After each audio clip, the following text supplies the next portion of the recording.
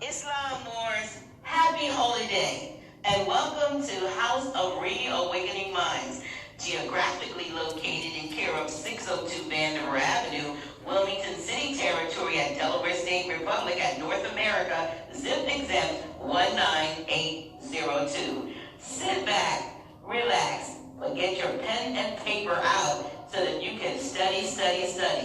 We are reawakening minds, one mind at a time. Are you awake yet? Islam. Islam Moors, happy holy day. Islam. And welcome to House of Reawakening Minds, geographically located. Anyway, you got the paper and pencil ready? Welcome Welcome to the House of Reawakening Minds. We're going to go over lesson book 14 slightly. How many of you were here last week when Rosmaraya did her class? Good. Great class, wasn't it? Yes. And one of the things that I recognized with a comment that had came through, someone was making disparaging remarks talking about she could not use AA222141. But we all know that as people begin to wake up, you will always have people who are paid trolls because they want to put the people back to sleep. Many of you who have been studying know that the great missionary work set forth by Prophet Noble Ali in the divine warning by the prophet for the nations, a major feature of the Moorish Divine National Movement is the enforcement of the Constitution for the United States, etc. When you learn the politics that has taken place at North America, you'll begin to have a clearer understanding about the abuses that have been happening to our people. However, what you do find is many people speak of it, but very few people will give you remedy. The Moorish Divine and National Movement is set forth to bring remedy, not to talk and complain about the situation. It is to bring you to a consciousness of competence and a cognizance of your responsibilities to yourselves, to your forefathers and foremothers, and to the children to come. Not only the children who are here.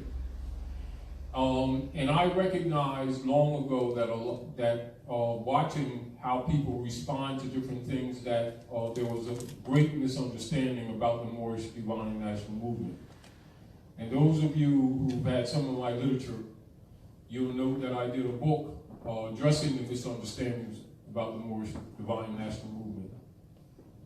One of the things I did in relationship to enforcing the Constitution is logically recognizing why our Prophet Noble Ali registered the Moorish Temple of Science as a civic organization in 1925.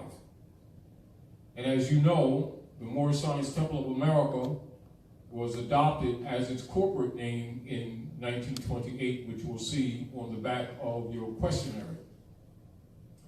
The Prophet Noble Ali traveled the world, and he also, one of the important meetings that he held was in Havana, Cuba, with the rest of the representatives of the true Americans from the north to the south. Knowing that we're under colonial occupation, and knowing that many of the people in the north were falsely trained to believe that America was a country. It had to be made clear that there are many nation states at America.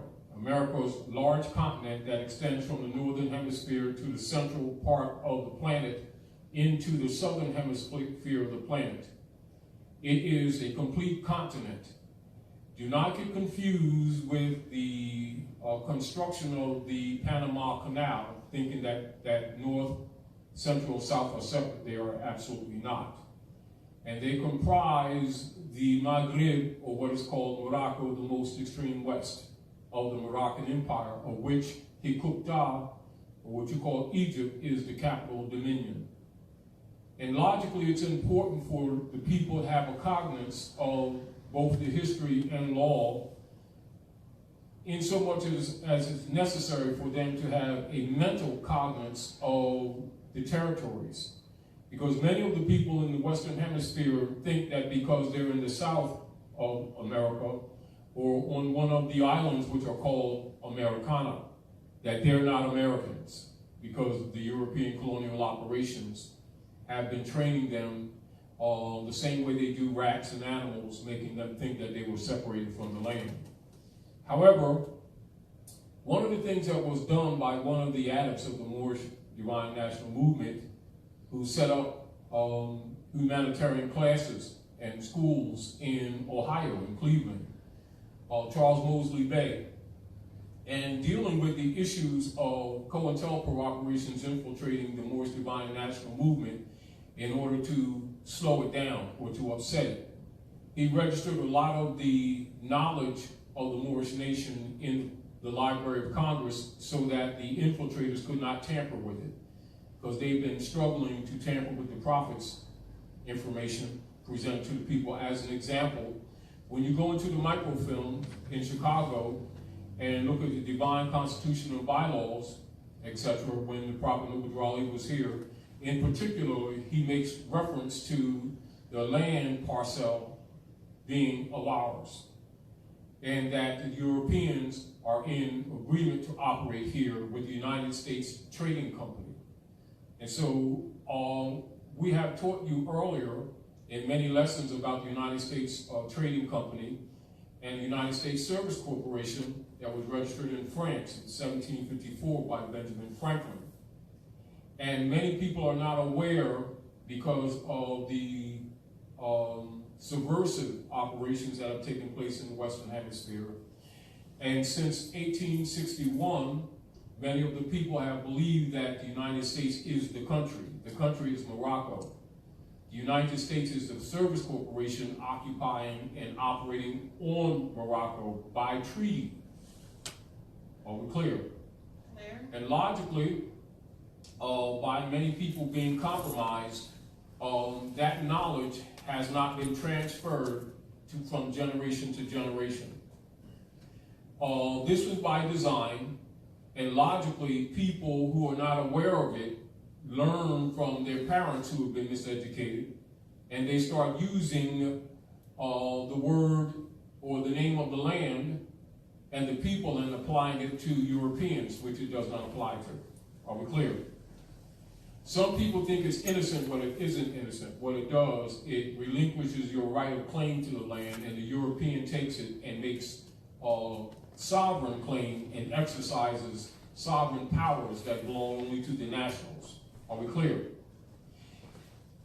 We won't go through the details at this particular time, but for those of you who recognize international intercourse and international law intercourse between nations and legal statuses of citizens and nationals on the planet, when you see people travel to other land areas under other political jurisdictions, you will see an enumerated series that will be on cards. Like some people who are from different jurisdictions will have what you call green cards, being foreigners or etc. Keep in mind, and this is one of the things that we have to fix with our people, they have to stop thinking that because they come from the center or the south or the islands of America that they are not the Americans. Are we clear? Because many of them have been mistrained just like the people to the north. And the Europeans have used miseducation in order to train the people to separate them mentally from the land. Those dynamics are signified in the movie they call Wizard of Oz, where Dorothy thinks that she left home, and at the end of the movie, the issue is that she just bumped her head, but she's home all the time. And this is symbolic of what has happened to these people with hair like lamb's wool, skin like burnished brass, like copper, who think that they came from someplace else. They were only miseducated. This is what the bump in the head symbolizes and represents. Also, the lion of Judah in the Wizard of Oz also symbolizes that. We won't get into that at this time, but I want to also remind you that the Prophet Nubu Ali reminded the Moors not to get rid of your Bibles, because he's going to use it to condemn the corrupt government. I'm going to share with you chapter 65 of the book of Isaiah in the Holy Bible, which is, those of you know, is the Heliotext, which is derived from Septuaginta, which is derived from the Book of the Dead.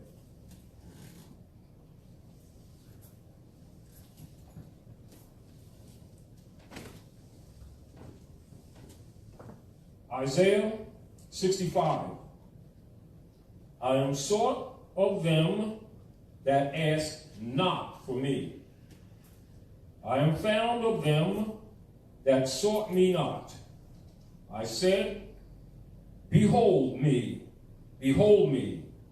unto a nation that was not called by my name. I have spread out my hands all the day long unto a rebellious people, which walketh in a way that was not good, after their own thoughts, a people that provoketh me to anger, continually to my spirit and to my face, that sacrificeth in the gardens, and burneth incense upon the altars of brick, which remain among the graves, and lodge in the monuments, which eat swine's flesh, and the abominations, the broth of abominable things is in their vessels, which say, stand by thyself, come not near me, for I am holier than thou. These are a smoke in my nose, a fire that burneth all day. Behold, it is written before me, I will not keep silent, but will recompense, even recompense unto their bosom. Your iniquities and the iniquities of your fathers together, saith the Lord, which have burned incense upon the monuments, and blasphemed me upon the hills. Therefore, I will measure thy former work into their bosom.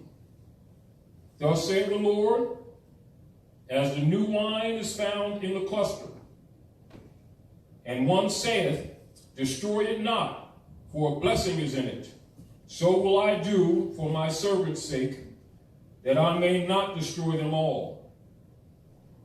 And I will bring forth a seed out of Jacob, and out of Judah, an inheritance of my mountains, and mine elect shall inherit it, and my servants shall dwell there. And Sharon shall befold the flocks in the valley of Nehkar, a place for the herds to lie down in, for my people that have sought me. But ye are not they that forsake the Lord, that forget my holy mountains, that prepare a table for that troop, and that furnish the drink offering unto the numbers. Therefore, I will number you to the sword, and ye shall bow down in slaughter. Because when I called, you did not answer. And when I spake, you did not hear, but did evil before mine eyes, and did choose that wherein I delighted not. Therefore, thus saith the Lord God, behold, my servants shall eat, but ye shall be hungry. Behold, my servants shall drink, but ye shall be thirsty. Behold, my servants shall rejoice, but ye shall be ashamed. Behold, my servants shall sing for joy of heart, but ye shall cry for sorrow of heart, and shall howl for vexation of spirit. And ye shall leave your name for a curse upon my chosen, for the Lord God shall slay thee, and call his servants by another name. I want you all to complete this chapter of Isaiah 65 because it's talking about you. And as these Asiatics that have been running around for these generations claiming to be Romans, using Roman names, and they refuse to honor their mothers and their fathers, and Rome has put their name on you as a curse and claimed your lost estate. Noble Raleigh came to restore that estate. Subject matter for the night is the enforcement of Constitution. And Constitution and treaty and law are one. How many of you read the Constitution for the United States at North America? Can you read Article 6 of that Constitution, please? Give her the mic, because I want you all to be clear on this, because I was talking to a brother yesterday, actually a brother and sister, or two brothers and sisters, and they're in a research, they have a research organization in Philadelphia area. And one of the things I mentioned to them is that many people address arguments complaining about the conditions of our people and have not read the Constitution nor done anything to enforce the Constitution. But yet they want to argue about constitutional rights. Can you read Article 6 of the Constitution for the United States, please? Article 6, subsection 1. All debts contracted and engagements entered into before the adoption of this Constitution shall be as valid against the United States under this Constitution as under the Confederation. 2.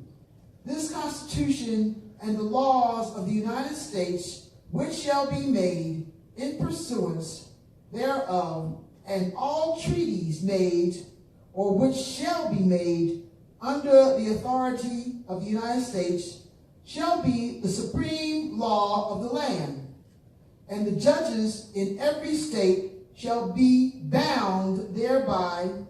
Anything in the Constitution or laws of any state to the contrary notwithstanding.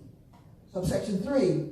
The senators and representatives before mentioned, and the members of the several state legislatures, and all executive and judicial officers, both of the United States and of the several states, shall be bound by oath or affirmation to support this Constitution, but no religious test shall ever be required as a qualification to any office or public trust under the United States. Islam, thank you. So people's concepts and misconceptions that the operations of law for the secured rights of people, which are divinely oriented, coming from your creators, through your mothers and your fathers, is where the principle of what is called common law is recognized and honored by nation states. For it is the relationship, your capacity to relate to the customs and traditions of your ancient mothers and fathers from time immemorial that establishes what is respected as the common law. And from the common law, the platforms of legitimate constitution principles are drawn, for they are based in maxims of law, maxims of principle that do not offend any human being, for they're in harmony with the human species. And therefore, it is the duty and responsibility for all men, women, and children to confess their own and to worship under their own vine and fig tree, and honor their mothers and their fathers, that they may receive their inheritances like all other nations. Those who fail to answer up to constitutional principles are subject to many mistreatments, which you all have read in the divine warning by the prophet for the nations. The unfortunate situation that we have is that many people confuse the issue of constitutional enforcement or the covenants between nations with what they think religion is. And then some with what they think religion is not. So as you can see in Article 6, no religious test shall ever be required. Are we clear? Because it has to do with divine right, not a belief system. Are we clear? but that's where the relation begins and it ends. Are we clear? Clear. Now, understanding that we have suffered in the Western Hemisphere under the Spanish Inquisition, European occupation, a lot of information has been and is continually being deliberately suppressed. The Moorish Americans, the direct descendants of the ancient Moabites from the land of Canaan, who, by ancient edict, were permitted to occupy the Western Hemisphere of Amexem when the Atlantis was a river, before you had the great tectonic shift of the cocoa plates. And those of us who crossed the river with the great super-devere, which is the dividing of the land between Ham and Cush, are called Ibri, or the Ibri, those who cross over. Are we clear? Clear. This is where they have in the Bible and in the older books, in the Vedas, in all the other books, what they call Hebrew, which is improper. It's Ibri, and it's not a religion, and it's not a belief system. It is the people who crossed over the great river before the shift. So you are the Ibri in action, not a different people. Is that very clear? Many people who use the book, the Septuaginta, and the Bible have misused it and made the people think it's a religion, and in doing so have disconnected people from their estate. Are we clear? So take no offense, because it's not meant to be offensive. It is to correct the record, because if you do not correct the record, the heirs of the estate will be continually declared as incompetent and non-descendable. But the misinformation was not accidental. It was deliberately set forth to steal your birthright and your estate. That is also represented in the book of Genesis, Genetics, chapter 25 of the book of Genetics. Or Genesis, where you see Rebekah is deceiving Isaac with the transfer of the birthright between Jacob and Esau. So you read that, because that's telling about you too. And also for you who give up your birthright for a bowl of red pottage. And the symbol red, or the color red, is symbolic of your flag too. So understand, while the book is cosmological and it is also allegorical, you must know it relates to you. So don't look at it as just a book to worship, because originally the book was, and all of the books are cosmological books, and it's for the workshop of the mind, not for the worship of the books. And therefore, all the prophets would always remind the people to listen to the word and do not get caught up in worshiping them. However, the people began to worship the prophets rather than pay attention to what they said. And therefore, this is one of the reasons why the world is upset today and why people are in such disorder. For they have begun to worship the prophets rather than to study what they said and recognize that they were social reformers. And they did not promote religion. Most of their enemies were people who claimed religion, including the priesthood, who've always been the enemies of the prophets. Because the masses have never been really given religion. The masses have usually been given dogmata by design of the priesthood. But because the priesthood have traditionally hidden behind the titles of priest, hiding behind Allah, Jesus, Moses, Muhammad, etc., and raped the people. This is one of the major paradigms of the issues of Yeshua ben Yosef arguing with the doctors of the law. The doctors of the law was the priesthood. They were doctoring of the law. And those sufferings have met us today face on. And so much of your cure will be knowledge, for the people are destroyed for lack of knowledge. So one of the things we want to deal with to clear the record for some COINTELPRO operatives who were critiquing Ras Mariah on her class last week, saying that she could not use AA222141 because it's the number of certificate of CM Bay registered in the Library of Congress, Washington, D.C. Well, let's clarify this make this very clear. I am the Emir of the Great Seal. I possess those certificates, as does anyone else that studies this stuff. The number AA222141 refers to this, and I want you all to write this down. The AA is Nationals of the Land. That's the highest level in the categories of the studies of citizenship. Are we clear? Thereafter, you will find upon your studies of international operations and peoples, you'll see A1, A2, A3, A4, A5, A6, A7, A8, A9, A10, A11, A12, A13, A14, A15, A16, A17, A18, A19, and all of these lists will list different natural people that travel into different countries, and it would be the categories on why they are in other jurisdictions. Say someone might come into the land and they come for school, and they may be going to a college or university for so many years, and their green card would indicate that. Are we clear? Someone may come in as a scientist to do some work, and they would have a different number. I want you to get used to these things, because one day we're going to share with you those different lists, but that's not the subject matter for tonight. I want to make these things clear to you. You may have someone comes in for a job, for working, and these are what you would call different alien statuses. Are we clear?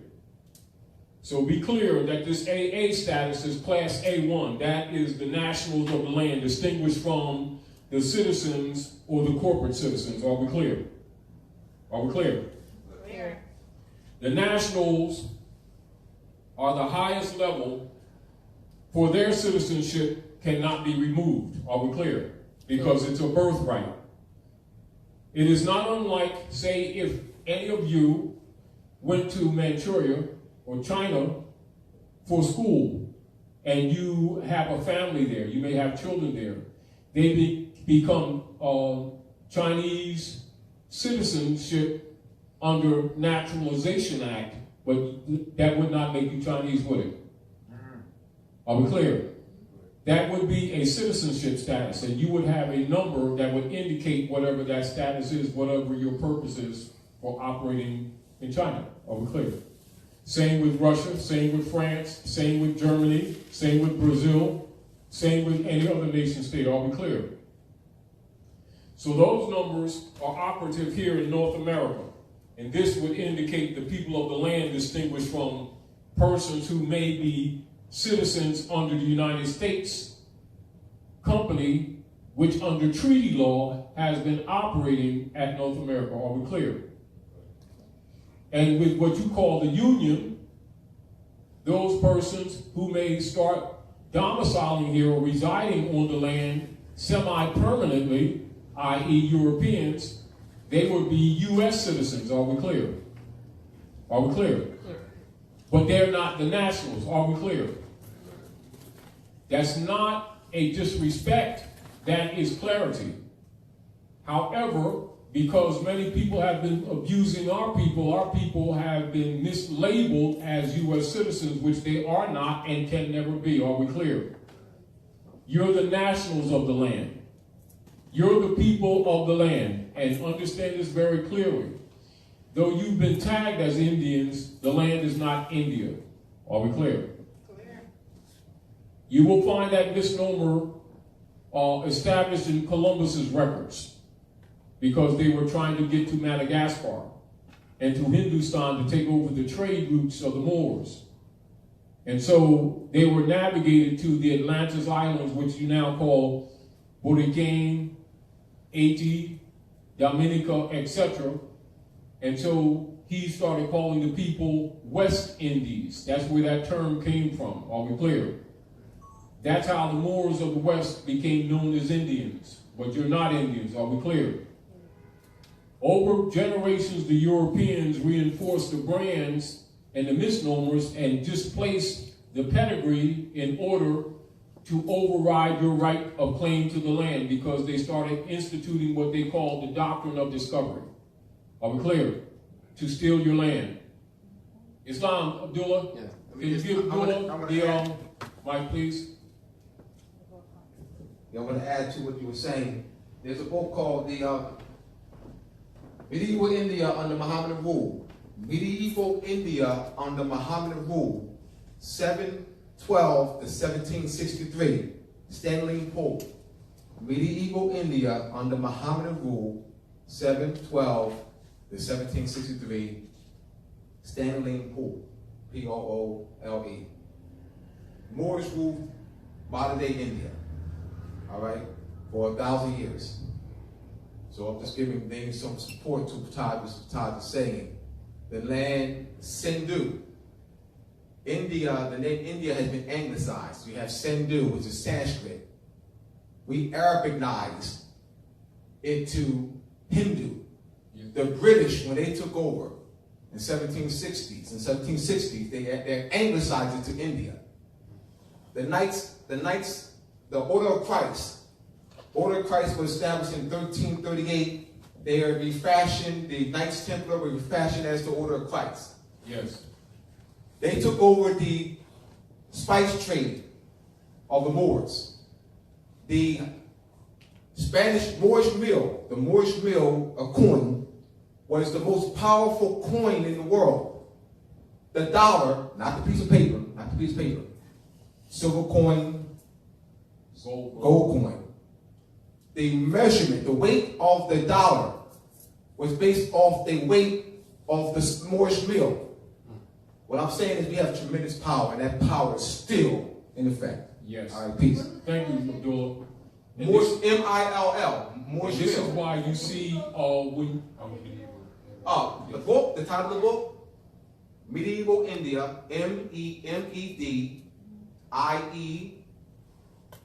MEDIEVAL, Middle Ages. The Middle Ages, so there's, all right, medieval period is Middle Ages, and that's 700 to 1500. That's the time period which the Moors ruled Europe. There's a 3-volume book called The History of the Moorish Empire in Europe by S.P. Scott. The History of the Moorish Empire in Europe, volumes 1, 2, and 3 by S.P. Scott. We ruled Portugal for 500 years, Sicily for 400. All right. You have southern France for about 150 years. All right. So Charles the Hammer Martel, the hammer, because he laid the hammer on us. yes, And 732. All right. Yes. The Battle of Poitiers, or the Battle of Tours. yes, All right. Charlemagne. All right. Yeah. So it's important for you to know that history and not to have your mind compressed due to the forced servitude and peonage that operated in North America, which is connotatively presented as slavery. This is why most people who are in the business of taking advantage of you will always talk about our people as being the first this or the first that in 16 or 1700s as a slave, so that you don't know your real illustrious history, and that you're actually the nobles who were overthrown. Are we clear? Clear. This is why if you all do any research around the world and you start looking at old oil paintings of people here on the land, they look just like you, and they will refer to women as noble women, and the sheiks and shakuns and chiefs as noblemen. You were the nobles who were overthrown. You must understand that. And that's your real history. And people among your own who are referred to in the rest of the world as conversos. So write that down and get used to that. Conversos. And conversos are Moors who, either out of fear and other disingenuous situations, claim to be Constantinians, which hide behind the name Christianity. And this was 90% of all conversos were never trusted by Europeans. You'll do the research yourself, because the Europeans know that those who know the true history know that the Constantine order, set up as the Niceno-Constantinopolitan Creed, which is the official name of the order of Christianity set up by Rome is really corrupted for mind control. And so those Moors who were educated knew that. This is why the Europeans never trusted conversos. However, other nationals always looked at conversos, who were later called Negroes, black, and colored, as traitors, because they did not stand on principle. And for compromission, they compromised themselves and often worked against their own people. However, the conversos who adopted the Constantine order, hiding behind the name Christianity, were usually chosen as overseers against their own people. And this is where your preacher class came from in North America. They even set up colleges that you do the research. They set up colleges, and this is where all of your early so-called Negro preachers graduate from. And the school was set up specifically for that caste, for keeping our people under the mind control and hiding behind the name Jesus, knowing that that's a password. For the Yahshua ben Yosef, who was Moabite, Canaanite, and he was Muslim, his great-great-grandmother is called Ruth the Moabitess. And they have a book for her also in the Heliothek, in the Septuaginta, and later translated to the Bible. And it's usually set at book 39, which equals 12. And that's Yahshua's great-great-grandmother. She's Moabite, he's Moabite, and you're Moabite. The ancient name of the Moabite, the contemporary name for the Moabite, is descendants of the ancient Moroccans, or you call Al-Moroccan or American. The short for the ancient Moabite is Moor, M-O-O-R. And this is why you see in all secret societies around the world, whether European or Asiatic, you will see them wear the Moorish crown of the sun, which is called the fez. And that crown of the sun, called the fez, is usually dressed in jewels, and they will tie the tassel down. In representation of the universities that have been built all around the world, the oldest university on the planet Earth is in Morocco. You can look that up yourself. You can look it up on the internet. The European will tell you it himself. And then they give you a geometric duplication of the fez in the shape of a square with on top of a kufi, and it's called a cap and gown when you graduate from school or university. And you will see a stitch line going on the oblique of the cap and gown, something like this, on the oblique. You all have this? All right.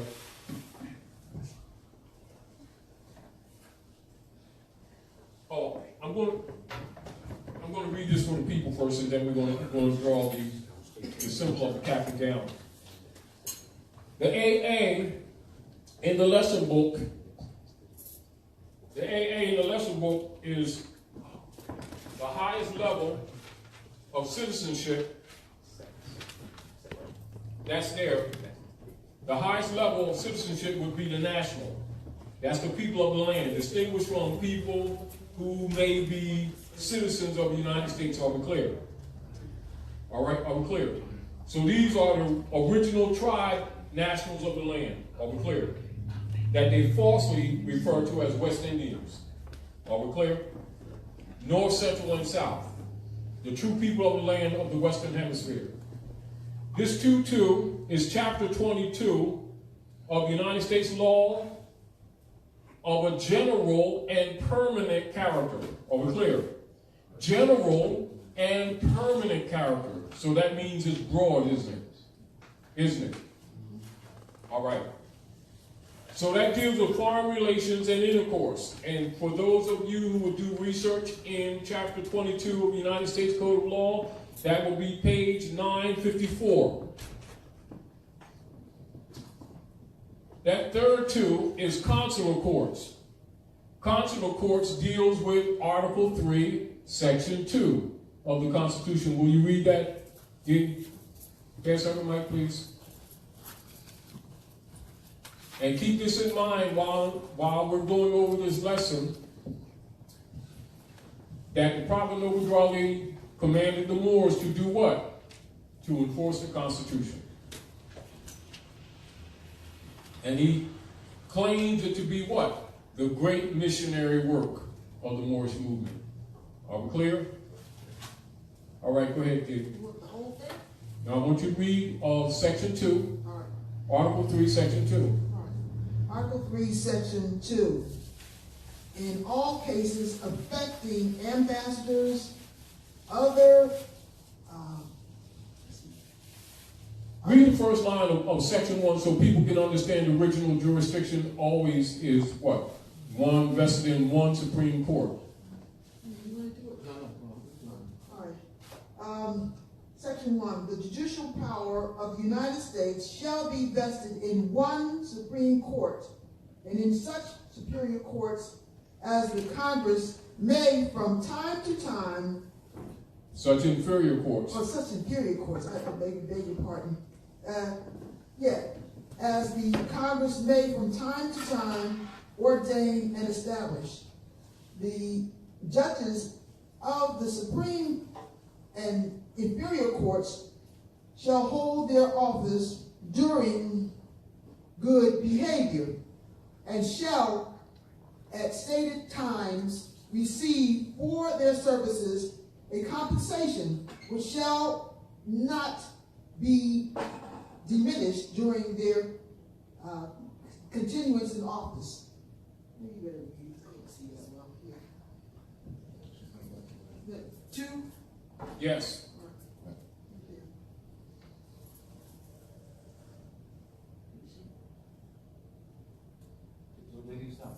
Section 2. Section 2, all right. Yes. All right.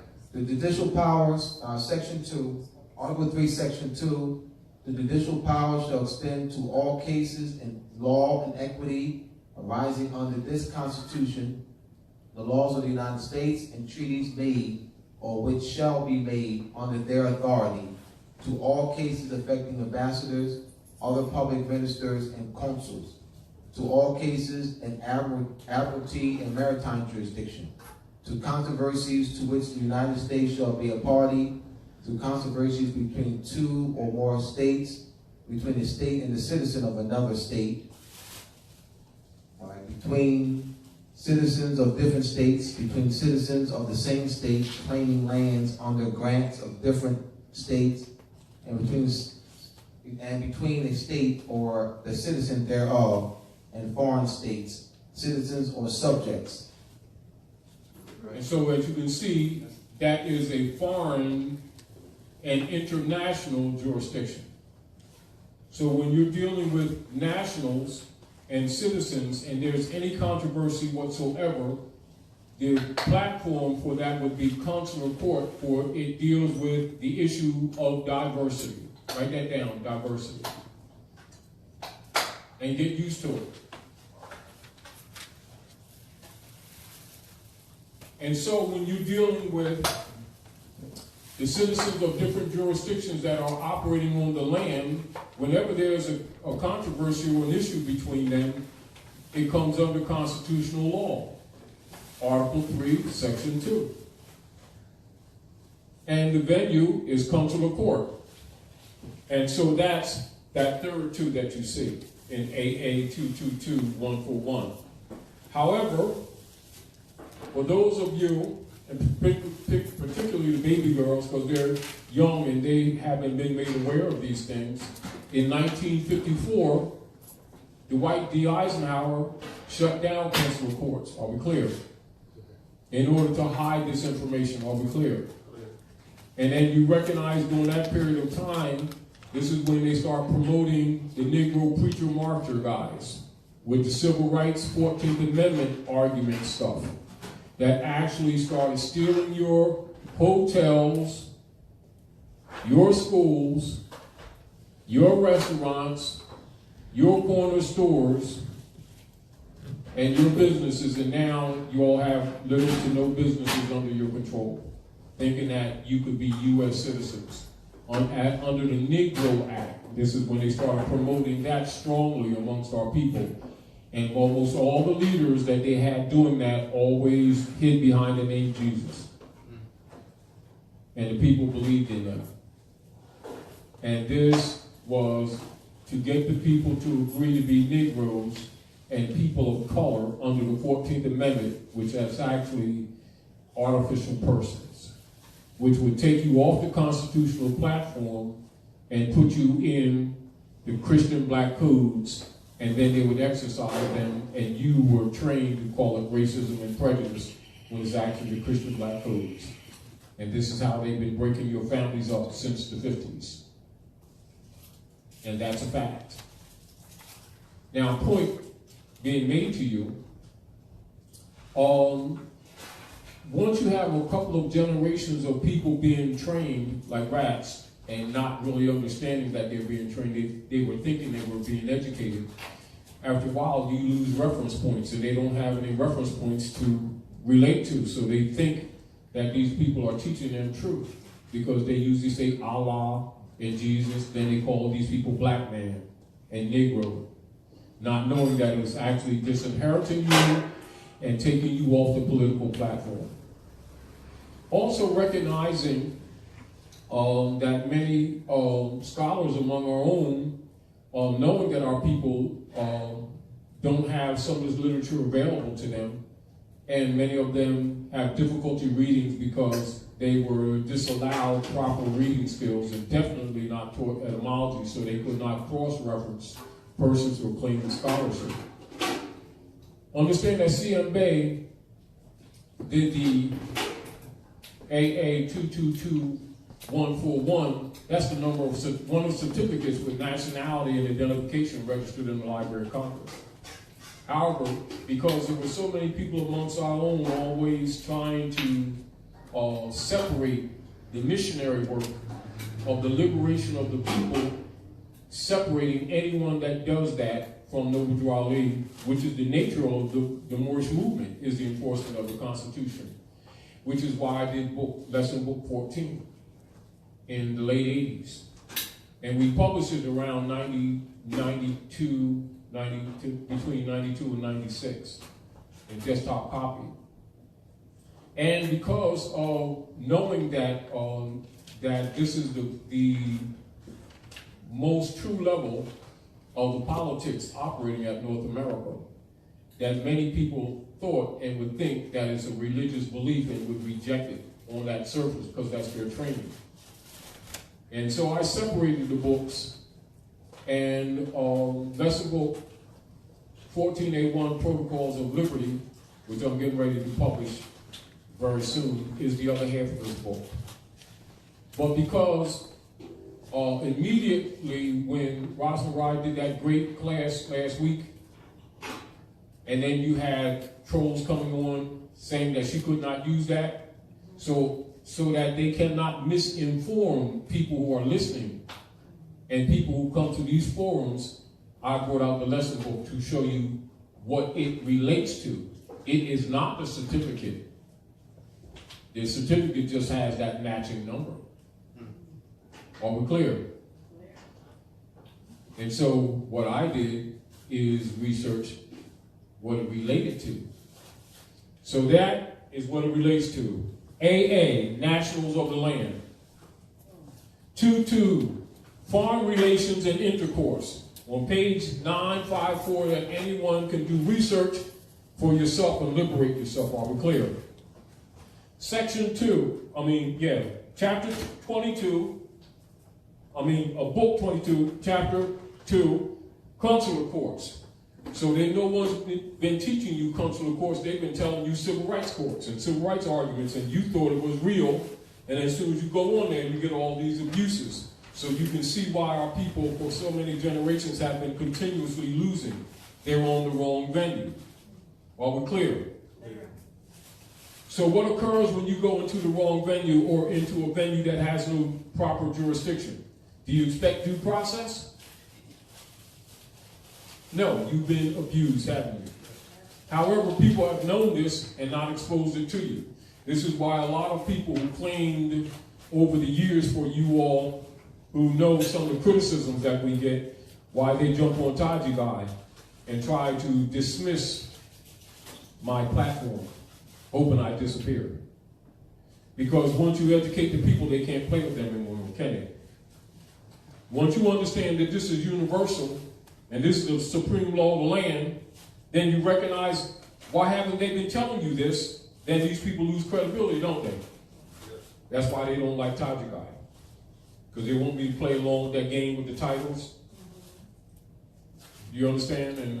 And get full pockets while helping to miseducate our people to their injury, and put a bunch of plaques on the wall. People think you're great, and you're screwing your own people. While the rest of the world wondering what the swell is wrong with us, what's taking us so long. And then we're marching all over the place, starting a whole bunch of organizations to deal with the problems when you should have reestablished Consular court. You see the point? Now, logically, if the parent doesn't know, you can't teach the babies, can you? Can't teach them what you don't know. Then they grow up and they get into the world, and the state claims their children before they're even born as wards of the state, abuse them all over the place. Then they go to these family courts, which are private human trafficking venues. They're illegitimate and incompetent courts for unum sanctum policy. Then they start another organization to march and pray, wasting their time, while their leaders know that this was the problem all the time. So that you understand that this is the foundation law of the land, you also know, I know most of you know, that this is not being taught. And most of you, even those of you, many of you who study constitutional principle, weren't aware of this. That's why I did this festival. Are we clear? Clear. But knowing that they have funds and they have organizations and law firms that actually wrote articles on me, calling me the Fourth World War for exposing this information.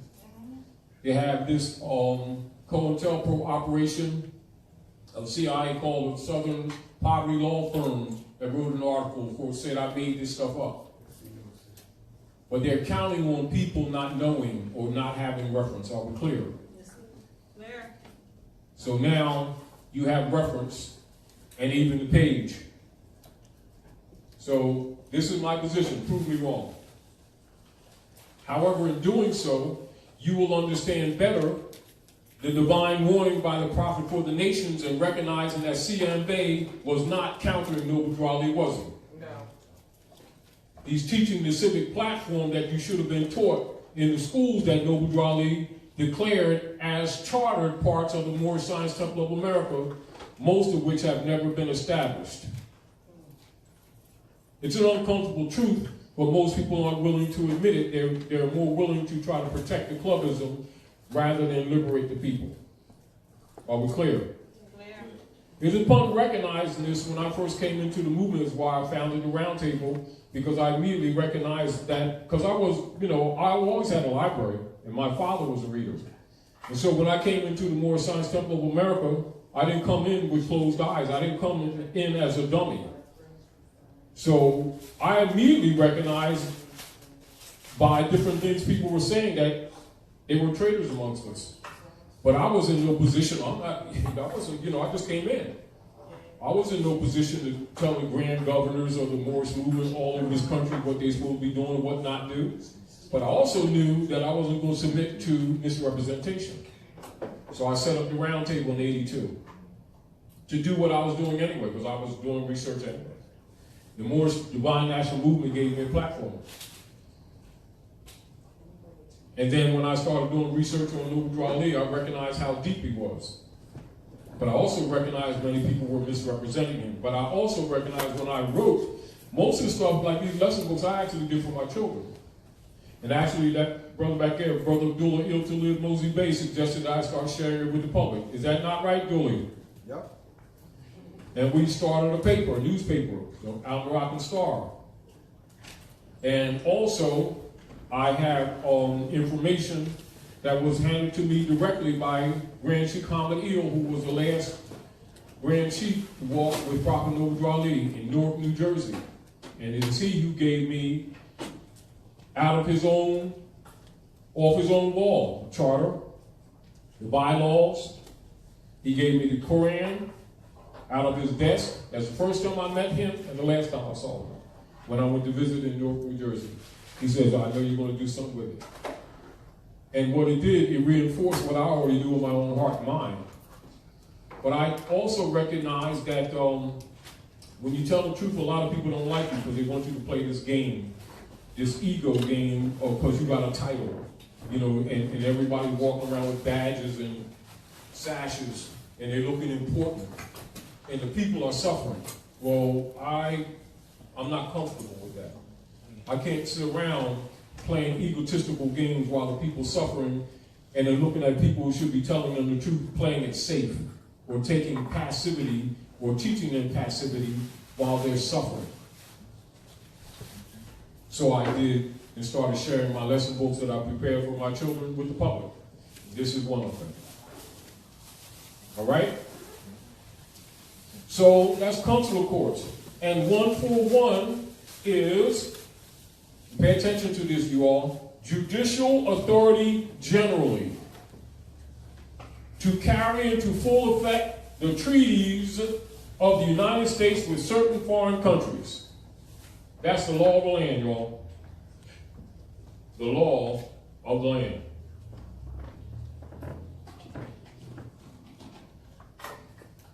And I'm going to read a little bit more to you from the lesson book after I do a sketch, and we'll do a sketch of the fence I showed you earlier.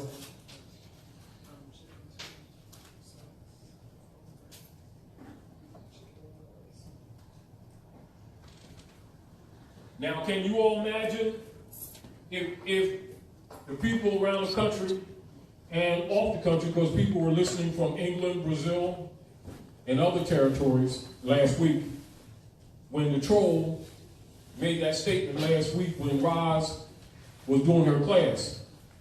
If the masses knew that, what would they have done with that person? They would have recognized that that person was an operative. But not having this knowledge, they would get caught in that gray area, and that creates what is by design called, in military terms, schism. S-C-H-I-S-M. That's the military term that the European uses, that the people refer to as dividing and conquering. And this has been one of the operations in the Moorish Dividing National Movement, where you see the people keep trying to divide the Moors against each other, or people have them debating with each other on a noble issue when they really should be presenting knowledge, not disgracing the nobility of the platform of resurrecting and redeeming their own people. But when you have a background in knowledge, you don't fall into that trick, do you? So as you can see, this is universally obligatory, isn't it? And then somebody gonna tell her she can't use that?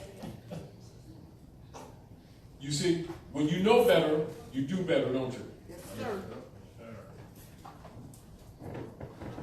See, in other words, you don't argue with co-intelporators, you continue to do the work to liberate the people. And the people themselves will start solving the problem. This is why the Europeans, a lot of times when he gets frustrated, when we keep marching and praying and complaining about what the European is doing to you, and he says, why don't you all leave us alone and go back to your Negro black leaders that keep selling you all back into slavery? Now you understand the response of that troll last week? Trying to talk about they're going to start some legal action for her using AA222141. That's the enforcement of the Constitution and treaties.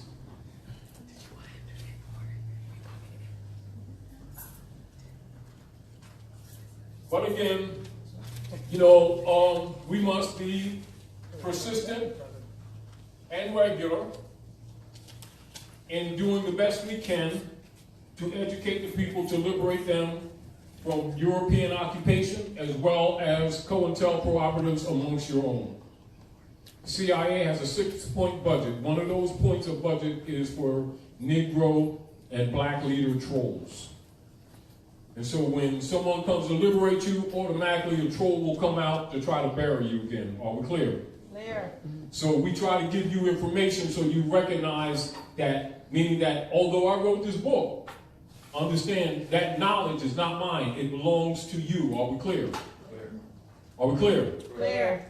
Persons who have titles, sheiks, grand sheiks, assistant grand sheiks, moderators, chairmen, so-called leader girls and leader guys are obligated to teach you civic knowledge, which is constitutional enforcement. Are we clear? Which is at the heart of the Moorish Divine and National Movement. It's at the heart of the movement. Noble Drew Ali established the Moorish Holy Temple of Science, which is the Moorish Temple of Science, 1925, as a civic organization. The old Canaanite Temple, established in 1913, on up to the Moorish Temple of Science, 1925, and the Moorish Science Temple of America, 1928. And Noble Drew Ali veiled his form 1929. So the Moorish Science Temple of America, as his corporate name for the Moorish Temple of Science, existed exactly 1 year during the span of Noble Drew Ali's life. All the rest of the time was civic. And the Moorish Science Temple is a religious affidavit under Heard's law. So it established government, actually. Are we clear?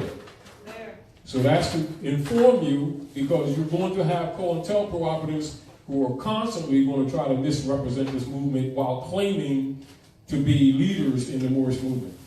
So I'm giving you facts so that you can be liberated in your own mind. Are we clear?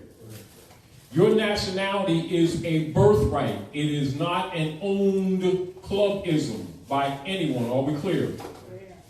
Noble Drew Ali established the Moorish Divine and National Movement to re-inform you of your pre-existing nationality and birthright that exists before you were born, before the organization was set up. Are we clear? It is a vehicle for dispensing this information. Are we clear? And he said, go back to that state of mind of your ancient mothers and fathers, and when you do, you will find these things out. However, knowing that there's so much compromission amongst us, it is the only reason why this information is controversial. Are we clear? Because when you start liberating people, they stop supporting institutions that they discovered wasn't really supporting them. This is where it talks about in the Bible when it talks about the apostasy taking place and the people going to start falling away from all them institutions when they discover they've been getting screwed by these institutions claiming Jesus, God, Allah, Moses, Muhammad, everything, and they've been playing you and raping you. Well, this is the covenants of the land. Are we clear? Now, I want to also share with you from the journals of the House of Representatives, and this is 1789, 1790.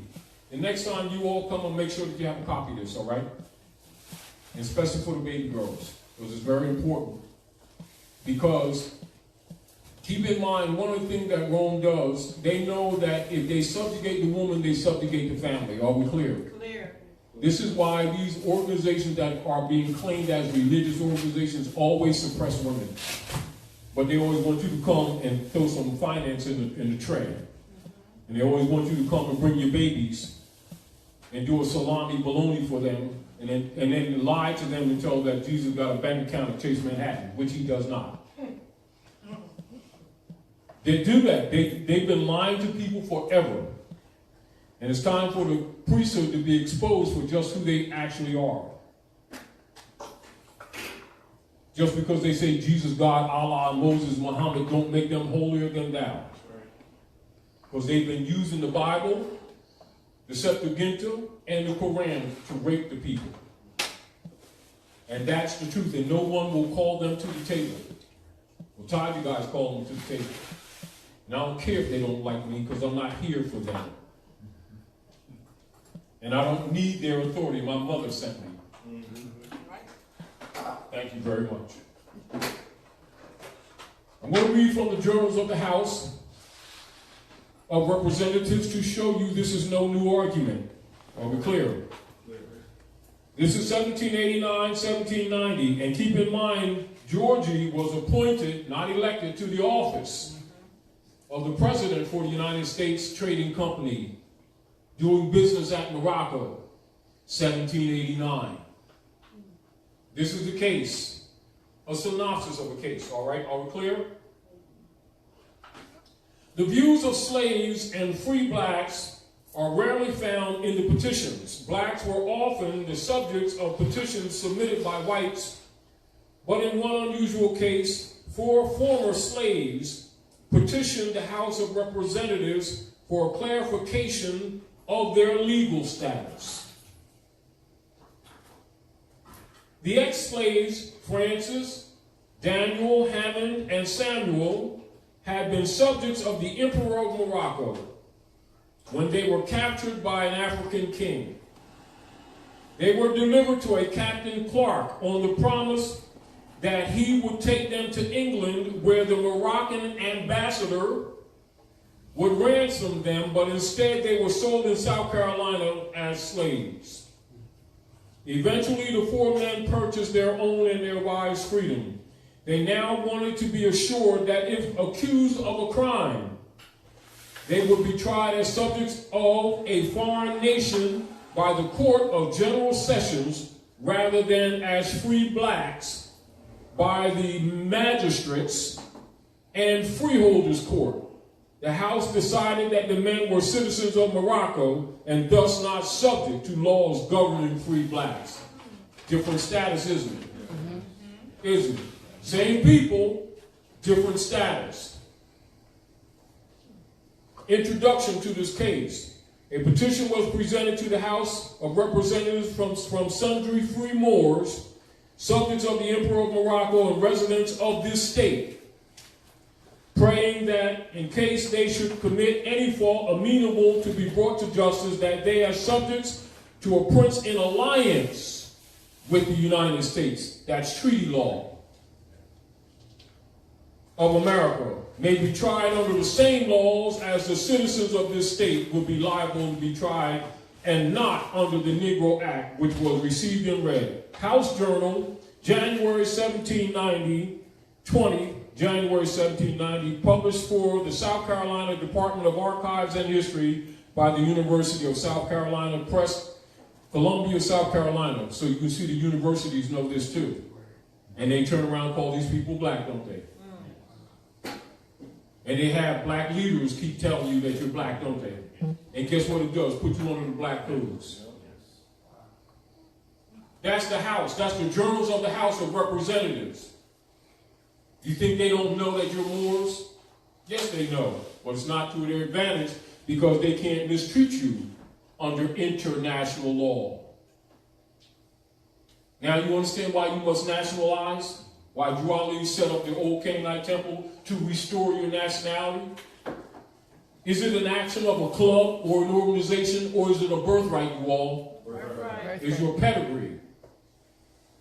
Now, in relationship to your activities in community, you must have a conscious knowledge of what you're doing.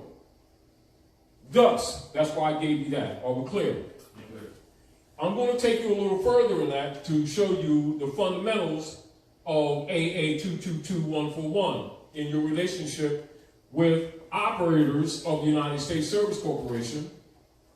And so I'll read to you the laws of a general character.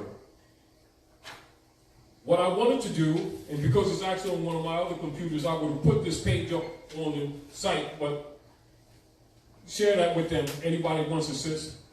But she's going to put that up on her page. Yes, it's there. And this is for you all to see. And this is from the lesson book, the page that I'm reading from. Are we clear? I just want you to get an idea so you can understand.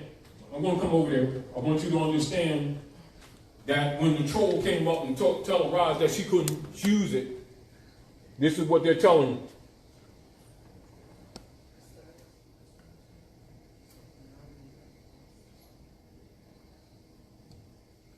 All right? Now, understand it is your duty and responsibility as Moorish Americans and as people of the land to enforce the Constitution, because it's the duty of every man, every woman, and every child included to confess their wrong. So even children are not excused. Are we clear? However, people who have titles ain't been teaching you, and that's what their titles are for. Them titles don't belong to them, they belong to you. Are we clear?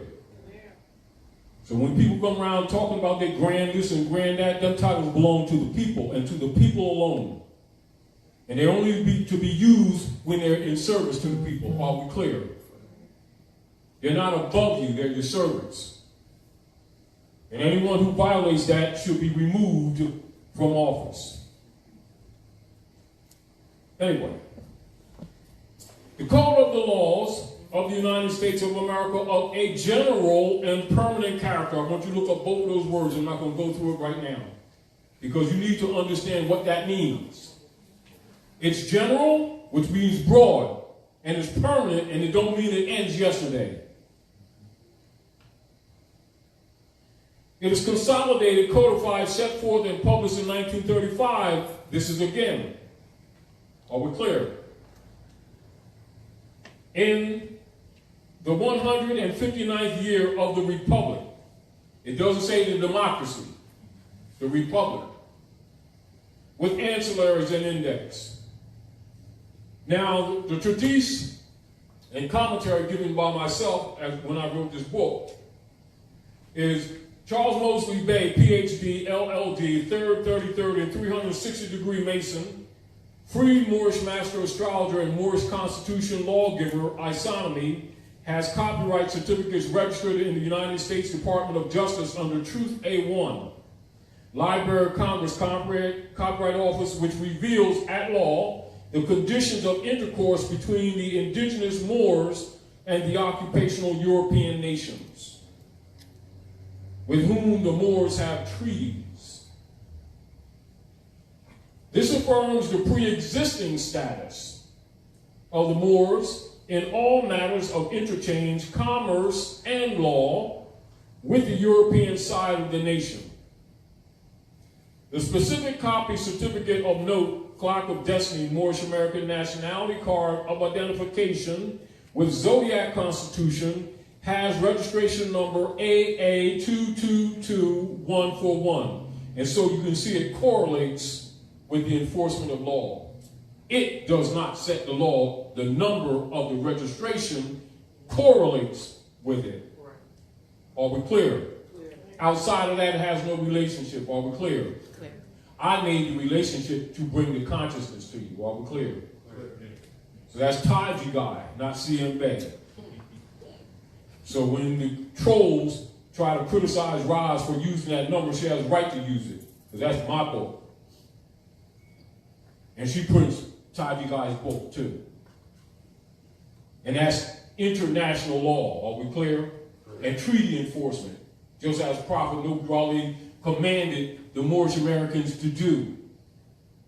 And those who are enemies of the Prophet logically are not going to tell you that. They will promote the schism to try to make divisions amongst us. Are we clear? That's why I did the book. And that's also why I separated the book in 1996, because I already knew COINTELPRO would be there, and they have all the finance behind them and the organizations and the CIA. And all Taji Guy has got a brain. That's why I separated them. I'm getting ready to hit them again with the other half. They might have the finance, but I got the brain. And I'm not playing with them.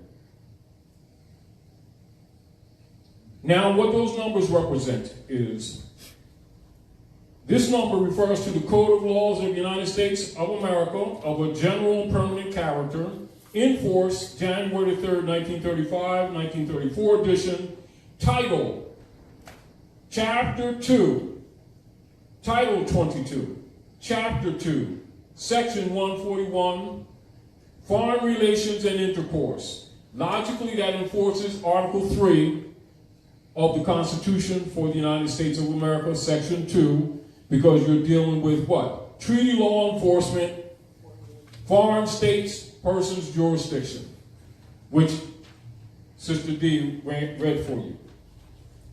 So they can't say that Taji God made that up or Nubu Ali made that up. That ain't got nothing to do with belief, does it? has to do with enforcing that Constitution to protect your birthright, which is unalienable.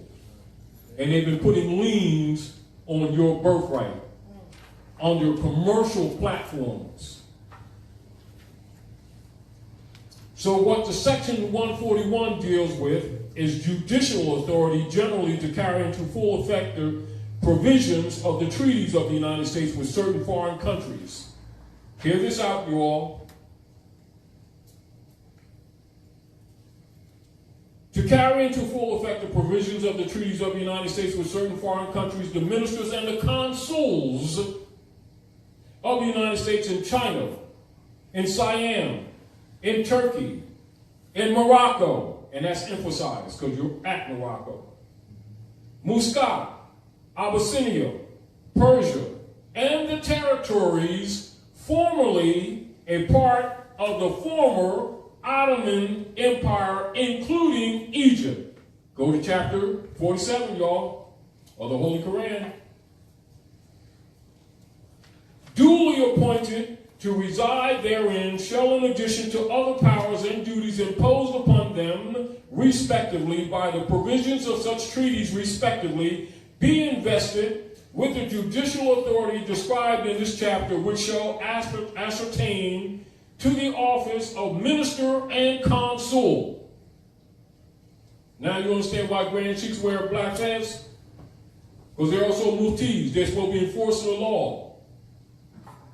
So on one level with the people, they take them back to the ancient principles of maxims, which is called divine law. Are we clear? Nature's law and nature's God, as you see in the provisions of the Declaration of Independence adopted by the Europeans from Muslim law before the adoption of the Constitution for the United States, which Obama told you all about when he went to Egypt. You see the correlation, you all?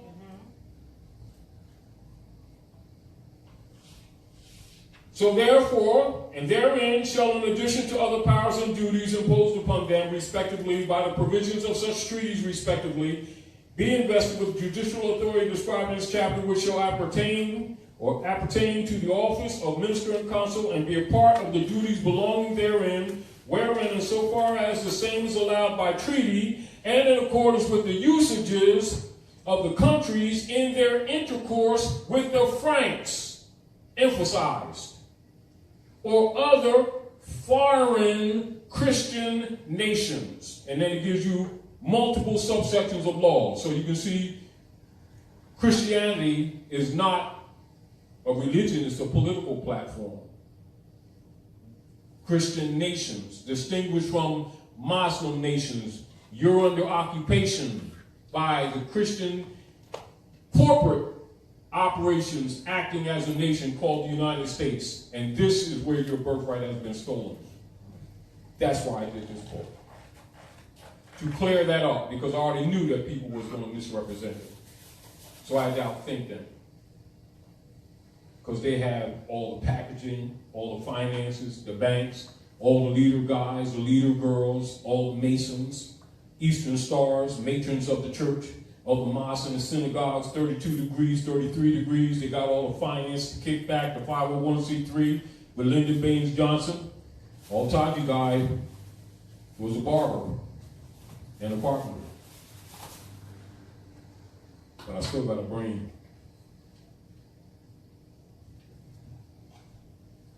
Continue.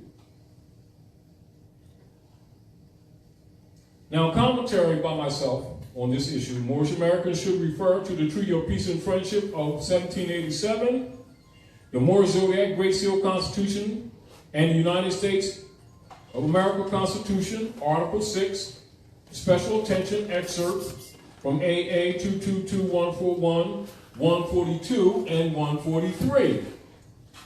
So the number is 141, so now I'm going to give you 142 and 143. Are we clear? So chapter 22, title 22, chapter 2, section 142. General jurisdiction in criminal cases. Are we clear?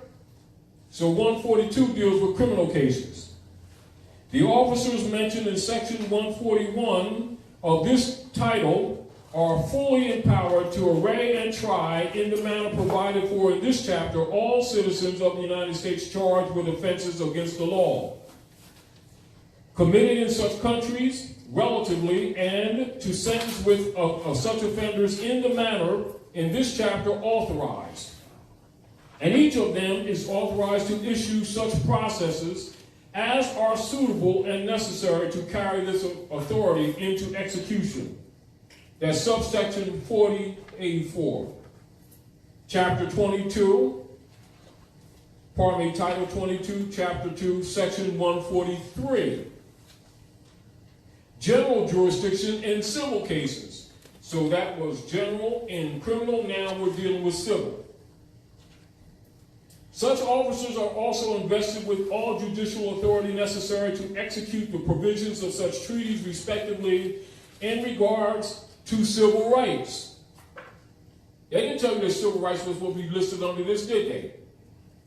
Did they? No. They took you to that 14th Amendment, didn't they? So they lied to you, didn't they?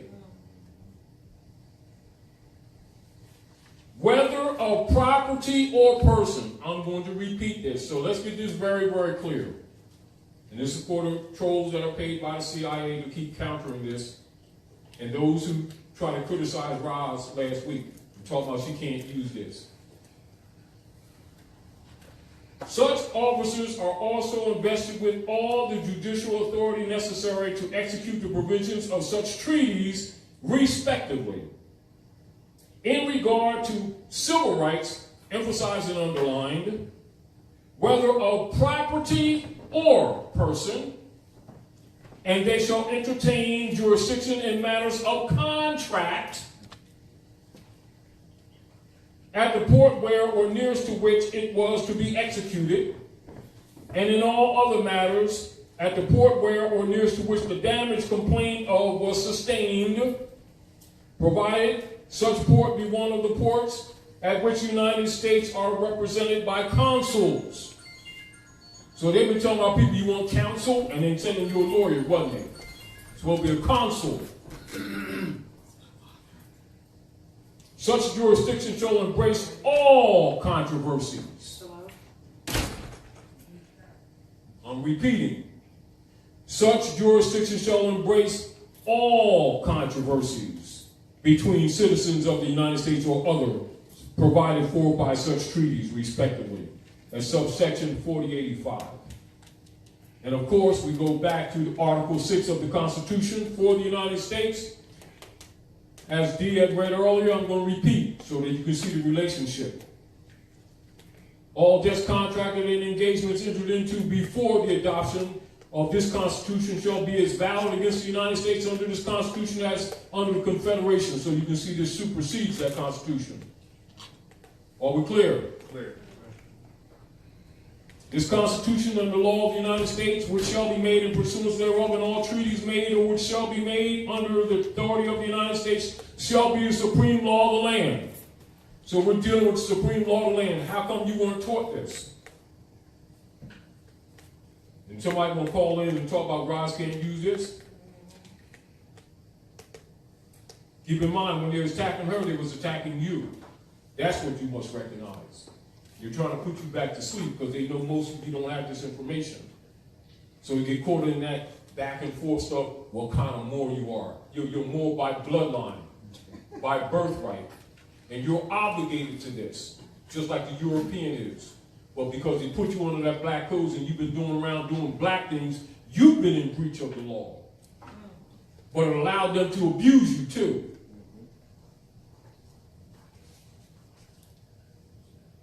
Are we clear? Clear.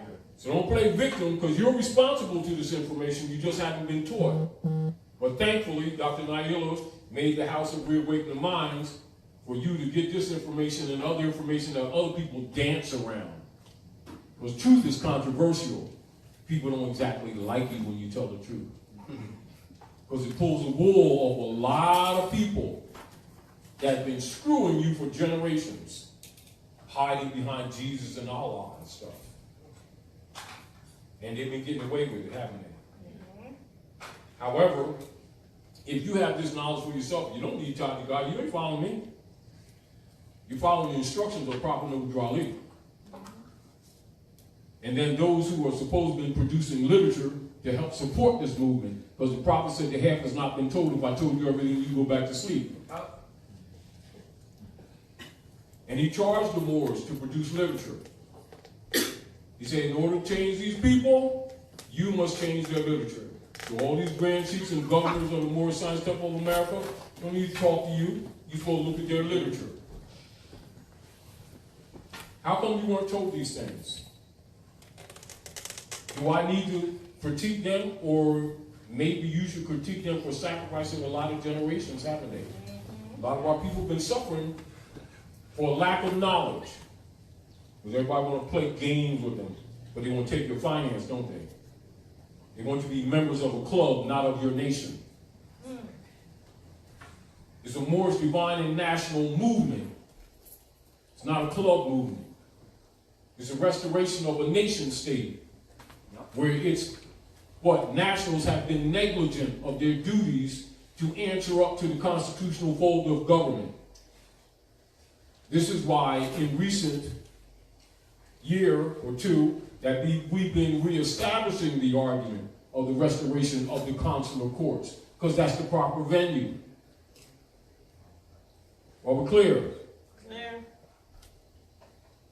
But if you abandon it, that lets the European run wild, don't it? And that's why he's been doing this, what? 14th Amendment person that the people have been calling the straw man in the Wizard of Oz. And he's been playing God at your expense, stealing your gold, the yellow brick road. That's the old Silk Road that they took over of the ancient Asiatics that spanned the entire land from southern Asia to northern Asia, Asia South to Asia North, that you call now Africa to China, across the Atlantis, even to North, Central, and South America, the old Silk Road, what in the Wizard of Oz they called the Yellow Brick Road. Just follow the Yellow Brick Road. Just follow the Yellow Brick Road, Dorothy. They even make fun of you because they know that your own people have sold you out. But you believed in them because they keep saying Jesus and God and Allah. And you think they love you. The prophets was here, they the ones that sold them out to Rome.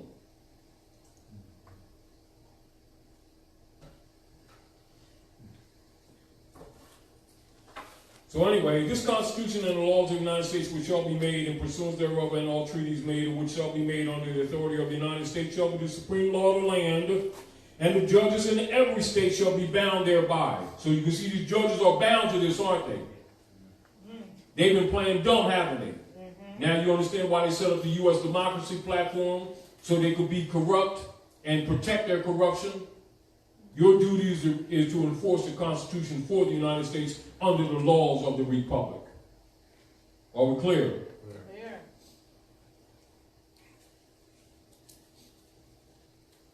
And the judges in every state shall be bound thereby, and anything in the Constitution or the laws of any state to the contrary notwithstanding. So when they do these color of laws telling you that this stuff don't count anymore, does it stand in law? It does not. See why Drew Ali told you to enforce the Constitution? And he said, if you did not, he said, you're not going to be happy. That you'll be sorry.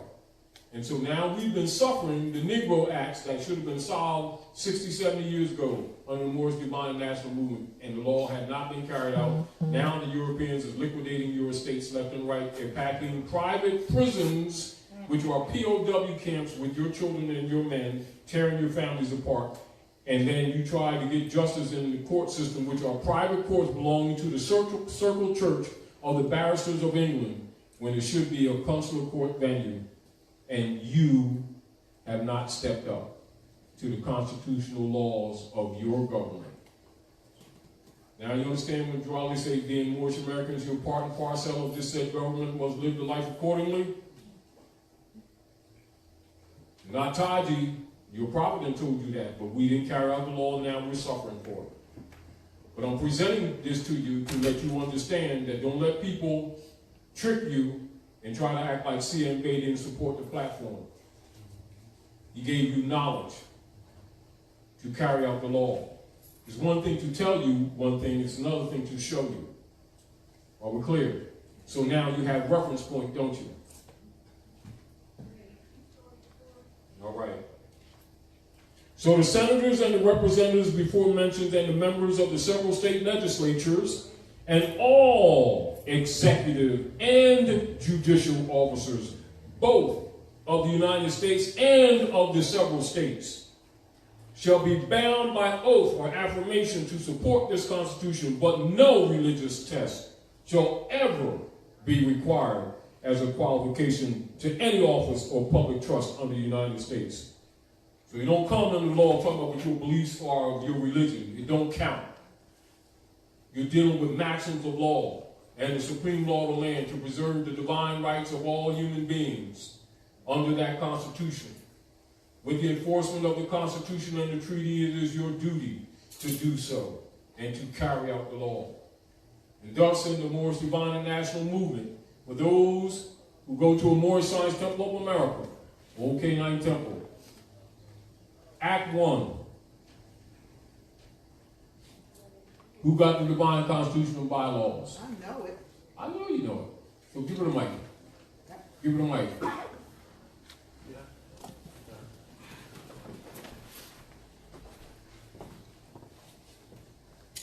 I want you to recognize how this information correlates. But as you can see, we're not promoting to you to believe what Drawley said. We're showing you what he's referring you to. Read it. Moorish Holy Temple of Science, Divine Constitution and Bylaws, Act 1. The Grand Sheikh and the Chairman of the Moorish Science Temple of America is in power to make law and enforce laws with the assistance of the Prophet and the grand body of the Moorish Science Temple of America, the Moorish Holy Temple of Science, Moorish Holy Temple of Science.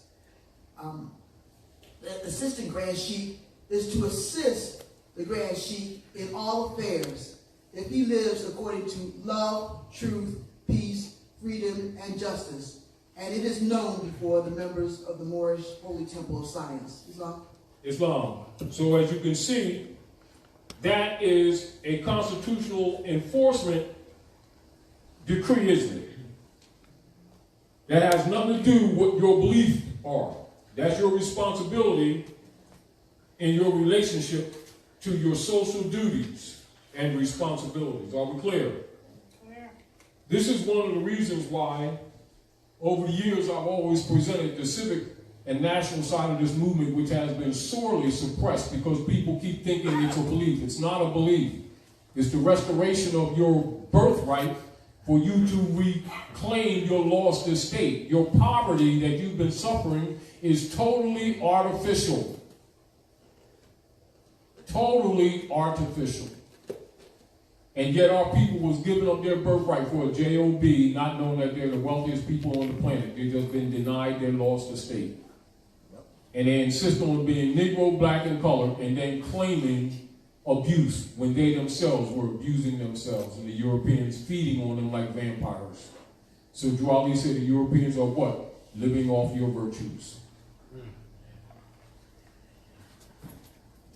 And so you need to understand certain things that he said and why he said that. But if someone doesn't expand on it in the overall spectrum of human endeavors, you may miss it. Are we clear?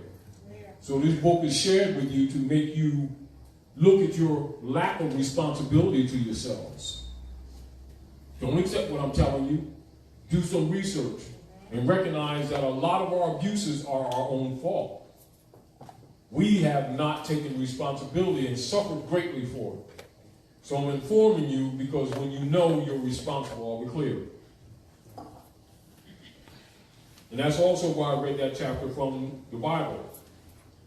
If you're doing business in a European's name, they refuse to be called by their own mother's and father's name, and they want to cry and march all over the place.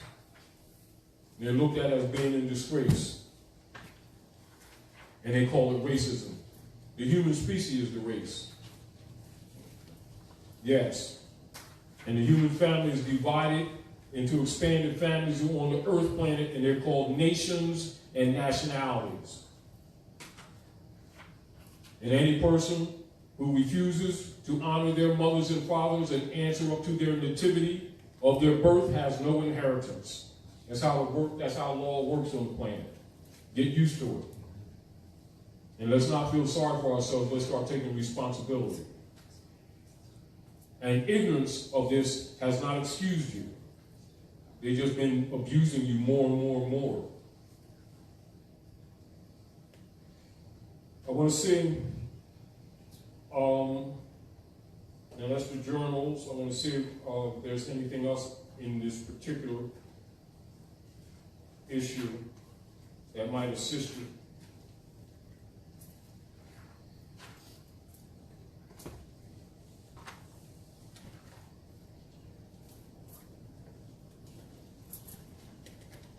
I think that should be sufficient, but the book will help you in other areas if you study. Gives you a little bit more expanded knowledge.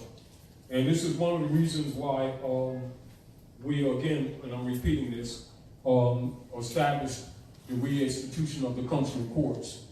And Brother Shelley Moore has been traveling the country helping a lot, bringing people into the consciousness of the reestablishment of the consular courts. And this is also why members of the Order of the Great Seal have been working diligently for decades to restore consular court operations. But then some of the greatest critics have been people who should have been enforcing this law, but have been depending on you not getting this information and creating even more schism within the Moorish movement by claiming Great Seal Moors were out of order, when actually we were enforcing the law, not placating or taking a passive position. And logically, people who are passive who are co-interpreters really don't want you to know this information. So they would attack people like myself, hoping that you never got this kind of information so you could think it's a matter of opinion or that we're making this stuff up. You get the point? And so they play this game of keeping you in a little club when you're supposed to be preparing yourself to take your places amongst the affairs of men. Can you take your place amongst the affairs of men when you don't know the platform that you're supposed to be on? No. Can you take your place amongst the affairs of men if you don't study constitutional law? No. And that's the covenant that's between you and the persons who are claiming to be government so that you can keep them in check? It doesn't give you rights. It keeps people in governmental order, in order. So what happens if you don't keep them in order? They switch places with you and they make you their servant, which is what exactly has happened to you. Now you understand why they've been stealing your houses and putting you on the curb, killing the medicines, and then making you sick, and then making you pay for your own, not cures, treatments, and then kill you. And you forgot your culture. So it used to be grandma would go right in the yard and get you your medicine right off the tree. But we thought that was old-fashioned, so we started following after the Romans. Now you got plastic that makes you sick, and a plastic card to go try to go into debt and credit to get fixed with viruses that they plant in you to make you sicker. And they cure nothing. They're pathologists. They're making you sick, killing you off, draining all your resources, then claiming your land. Now that's fact, it's not an opinion. Drawley came, restore your right to your estate. This is why you must, what? Declare your nationality, your true religion, and claim your lost estate. Failure to do so, thinking that just because they're not making an issue, that they don't care, they intend to kill you off. They're not passive, even if you are. You can be passive if you want to, and you think this man ain't trying to kill you off. Well, you must understand that he's not playing. They're tearing up your families, putting the youth in jail as young as they can, and then the first thing they do as soon as they get them is stick a needle in their arm. And I guarantee you they're being planted.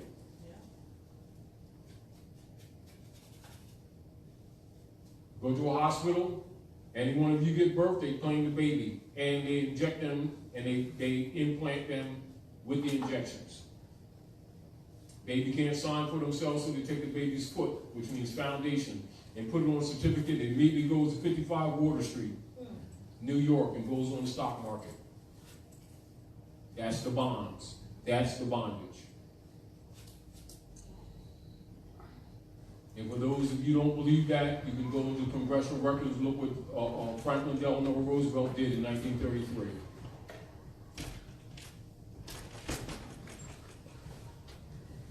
Those are facts.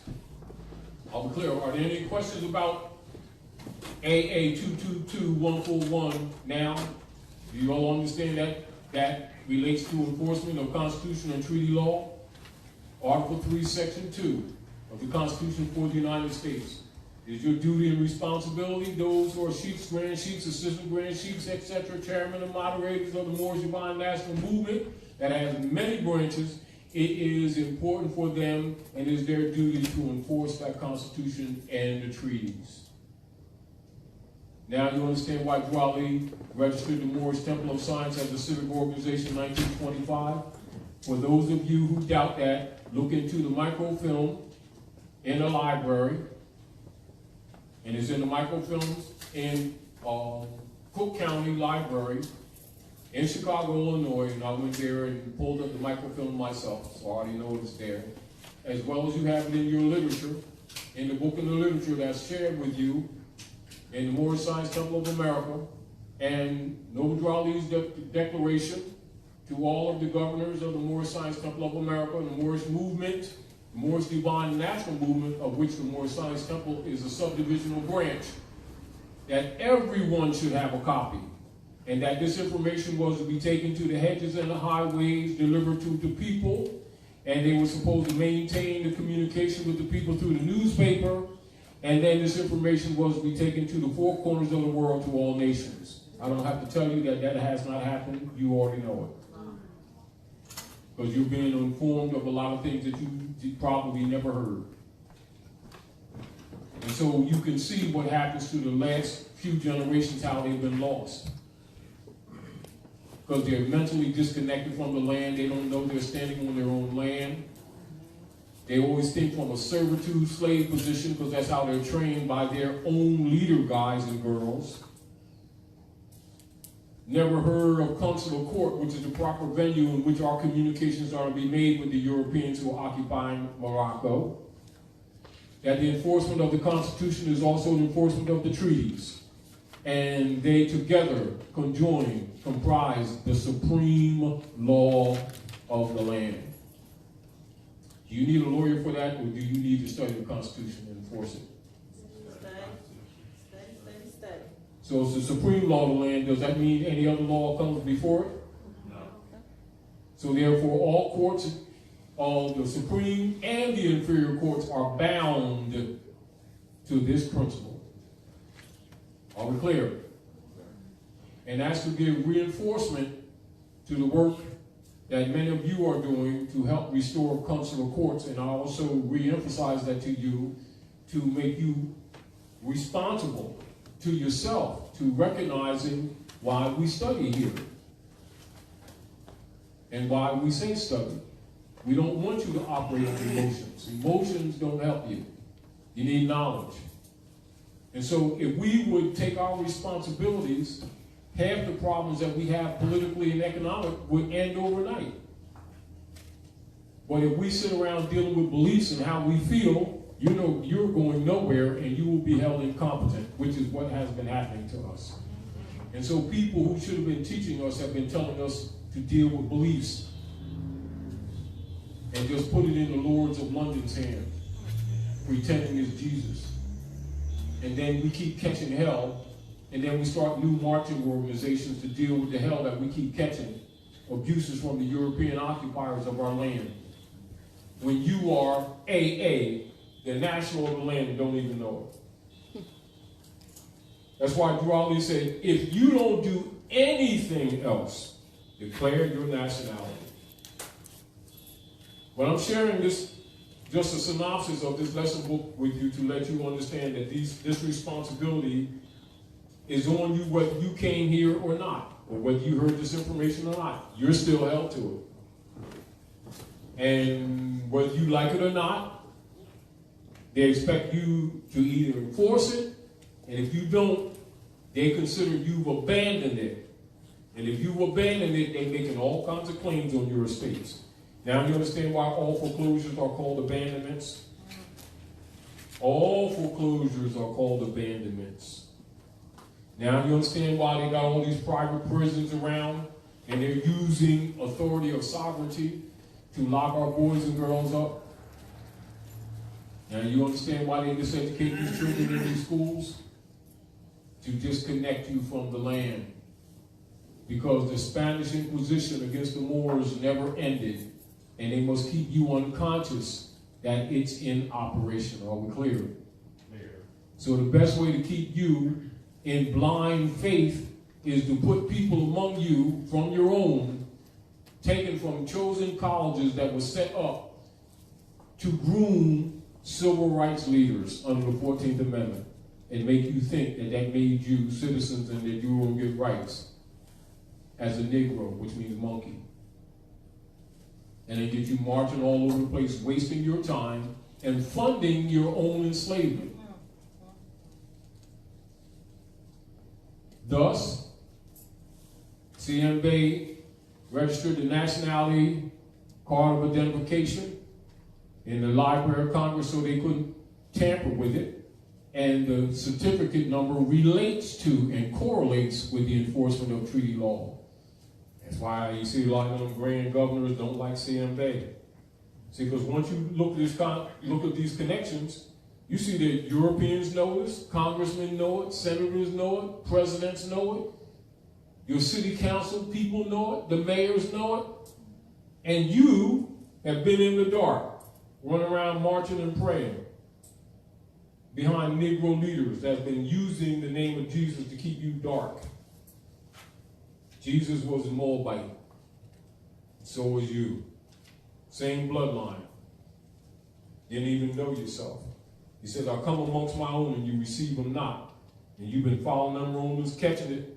You see how you've been wasting your finance with these Negro groups? So I just wanted to show you, because we were talking earlier, myself and Dr. Naila, you know, what we would talk about today, and it dawned on me when that troll came on her phone talking about Roz couldn't use AA222141.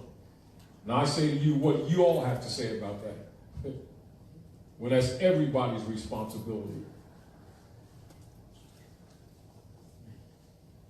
Isn't it? Yes. Islam, Dr. Naila. Islam. We talked a little bit earlier, I guess last week, about the role, and you mentioned something tonight about the role of religion in subjugating the people, you know, sort of with the Christian Black codes and so forth and other things. Want to bring this up. Some people probably may get offended, but we talked about the fact that Billy Graham recently passed. Yes. And one thing I noticed a couple days ago, I was listening to XM radio in my car, so I wasn't looking at, I don't know whether it was Fox or whatever, but they were broadcasting bringing his body into the rotunda to lie in honor. Yes. They mentioned that he's only the fourth, quote unquote, private citizen to lie in state, or lie in honor, because there's a difference between state and honor, to lie in honor, and since that's been happening since, I guess, Abraham Lincoln's assassination. The point I want to make is the reason why, you know, if you do some research, if you do research on Billy Graham, you'll find that he's been linked, and I'm going to say quote unquote linked to CIA operations forever and ever. We didn't see that, and there's some paperwork that's out. I researched online where we heard it on one of the, you know, things that we listened to on YouTube, that there were many journalists and clergymen who worked along with the CIA, supposedly in years past. and he's been linked to that. So to me, that stands to read his importance to so many presidents, because the work he was doing was directly linked to CIA operations to spread Christianity all over the world, which he did well, and probably we were laughing about it a little bit, not because he passed, but he probably said, look, the stuff's getting ready to hit the fan. I need to get out of here so I can still be honorable before somebody starts to realize what I've been doing behind the scenes with all of this humanitarian work. What appeared to be. What appeared to be. Yes. Now, this is what we must know. So now we're going to go again to what? Congressional records and the journals of the House of Representatives. So we're going to read the first three of the articles so we can see what the relationship between Billy Graham, and that includes all your other clergy that you people have been trained to think that love Jesus, who they've really been working for. Really? This is not opinion. Let's go to the record. So first we're going to go, and I want you all to note this. This is House of Representatives Congressional Record, the Senate. Extract from 1916, isn't it? No Drawley established the old Canaanite temple in 1913, did he? It's not. This was set up for the bankers of England and the Circle Church, i.e., and the SS is later called the CIA. It belongs to the Jesuits, to the Bishopric of Rome. So when it comes to the restoration of your estate, understand that their missionary work is to overthrow the republic. So let's look at Article 1 of the Secret Treaty of Verona. Article 1, the high contracting powers being convinced that the system of representative government is equally as incompatible with the monarchical principles as the maxim of the sovereignty of the people, with the divine right engaged mutually in the most solemn manner to use all that their efforts to put an end to the system of representative governments in whatever country it may exist in Europe, and to prevent it from being, prevent it being introduced in those countries where it is not yet known. Article 2. As it cannot be doubted that the liberty of the press is the most powerful means used by the pretended supporters of the rights of nations to the detriment of those princes, the high contracting parties promise reciprocally to adopt all proper measures to suppress it, not only in their own states, but also in the rest of Europe. And Article 3, and this is the secret pledge that your clergy has to the Pope of Rome. And I want you all to pay attention. It doesn't say Jesus, does it? Article 3, convinced that the principles of religion contribute most powerfully to keep nations in the state of passive obedience, which they owe to their princes. The high contracting parties declare to be their intention to sustain in their respective states those measures which the clergy may adopt with the aim of ameliorating their own interests, intimately connected with the preservation of the authority of the princes and the contracting powers, joining offering their thanks to the Pope for what he has already done for them, and solicit his constant cooperation in their views of submitting the nations. So them preachers and clergies have been telling these people that they're submitting them to Jesus and to God, haven't they? The truth is, and always was, that they've been submitting them to the popes of Rome. Now you understand why you've been suffering? That's documented. Did I make that up? No. No Drawley make that up? No. Did CMA make that up? No. Is that documented in the congressional records? What happens to all those people keep saying, well, my cousin's a lawyer and a minister, and he didn't know this. They got them titles, though. They got them 501c3 agreements, too, with Lyndon Baines Johnson after they bumped Kennedy off, didn't they? They've been delivering these people to the popes of Rome, hiding behind the name of Jesus, haven't they? And collecting finance and telling these people that Jesus got a bank account at Chase Manhattan, didn't they? And they've been getting away with it for generations, haven't they? And who do the clergy have their allegiance to? The Pope. Does that say J-E-S-U-S? And then when we tell the people, they start saying, Todd, you God made that up. You're getting the people in trouble.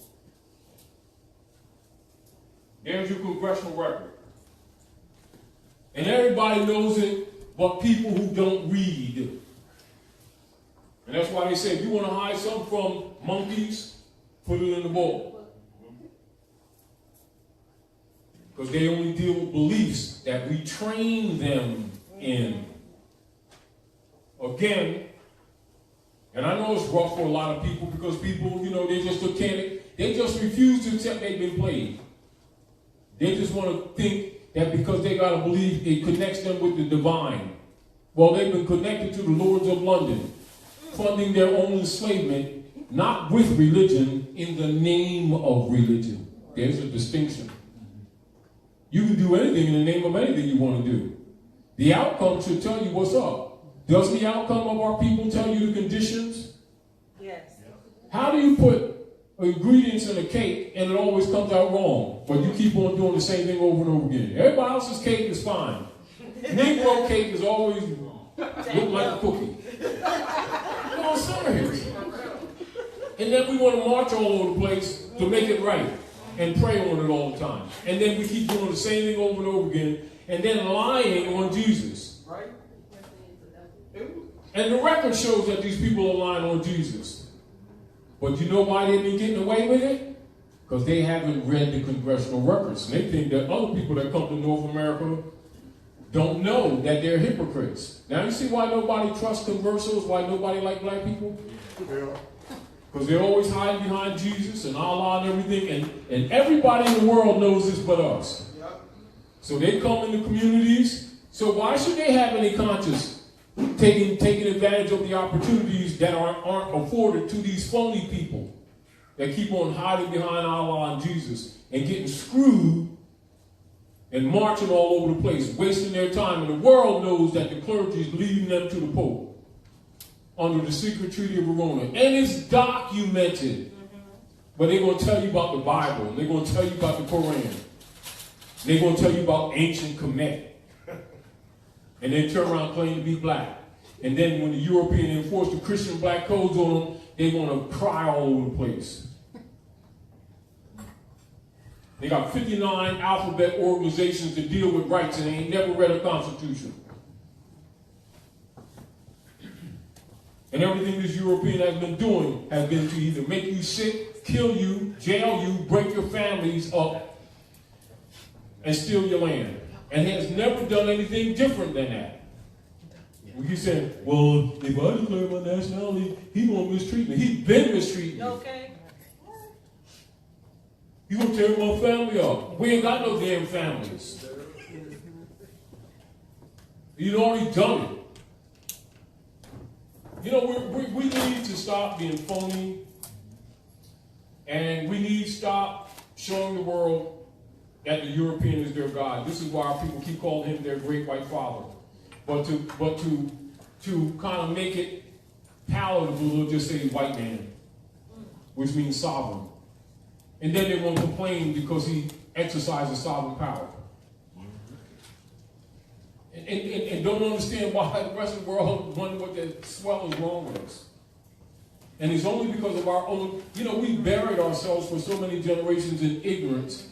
We've gotten confident in our ignorance and think that the world don't see us for what we really are. Extreme hypocrites, not hypocrites, extreme hypocrites.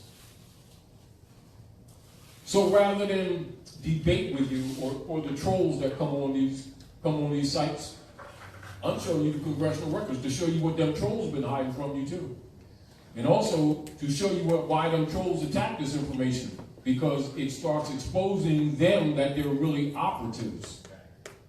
But they figure if you don't find this information out, you get caught in that gray area and they can play with you and create the schism, keep you divided amongst each other. Well, they ain't real Moors. That's your bloodline. It's your pedigree. Can't be owned by anyone. It's unalienable. It is a birthright distinguished from a privilege or some legislation. That 14th Amendment is legislated in order to steal your birthright. Are we clear? Clear. Are there any other questions? I'll remind you all, abundance is here with abundant food too. There's abundance. Abundantly speaking. Can't put the camera on her because I'm here. Good. But anyway, I want to continue, and I want to make a point with you. If I actually had this on my hard drive, and I would have shown you some other things in relationship to this particular lesson book. So I'm going to just read some things from it in order to share with you some things that I hope that will be useful to you. All right. Now, when you're looking at the note that you see on the back of that debt note, it's not $1, it's a debt note. And you see that great seal with the eye of Allah separated from it. In your consciousness, that eye is attached, reattached. And so when you see that symbol Antigua.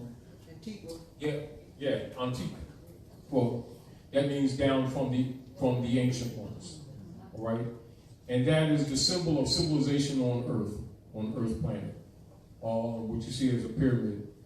When you're dealing with structures, in the physical dimensions, all structures, when you take them down even to the park, which is unseeable by the naked eye, even with a microscope, you do an electrical reflex analysis of it, and you will see crystalline pyramidal shapes.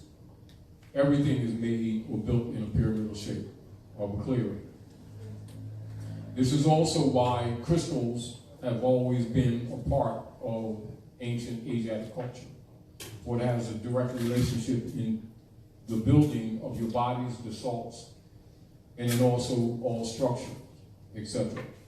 So I wanted to share that with you so you can understand why certain symbols are established in civilization. They're not just happenstance. They're based in the operations of nature. Are we clear? All right. Now, when you go ahead, Abdullah, give Abdullah the mic.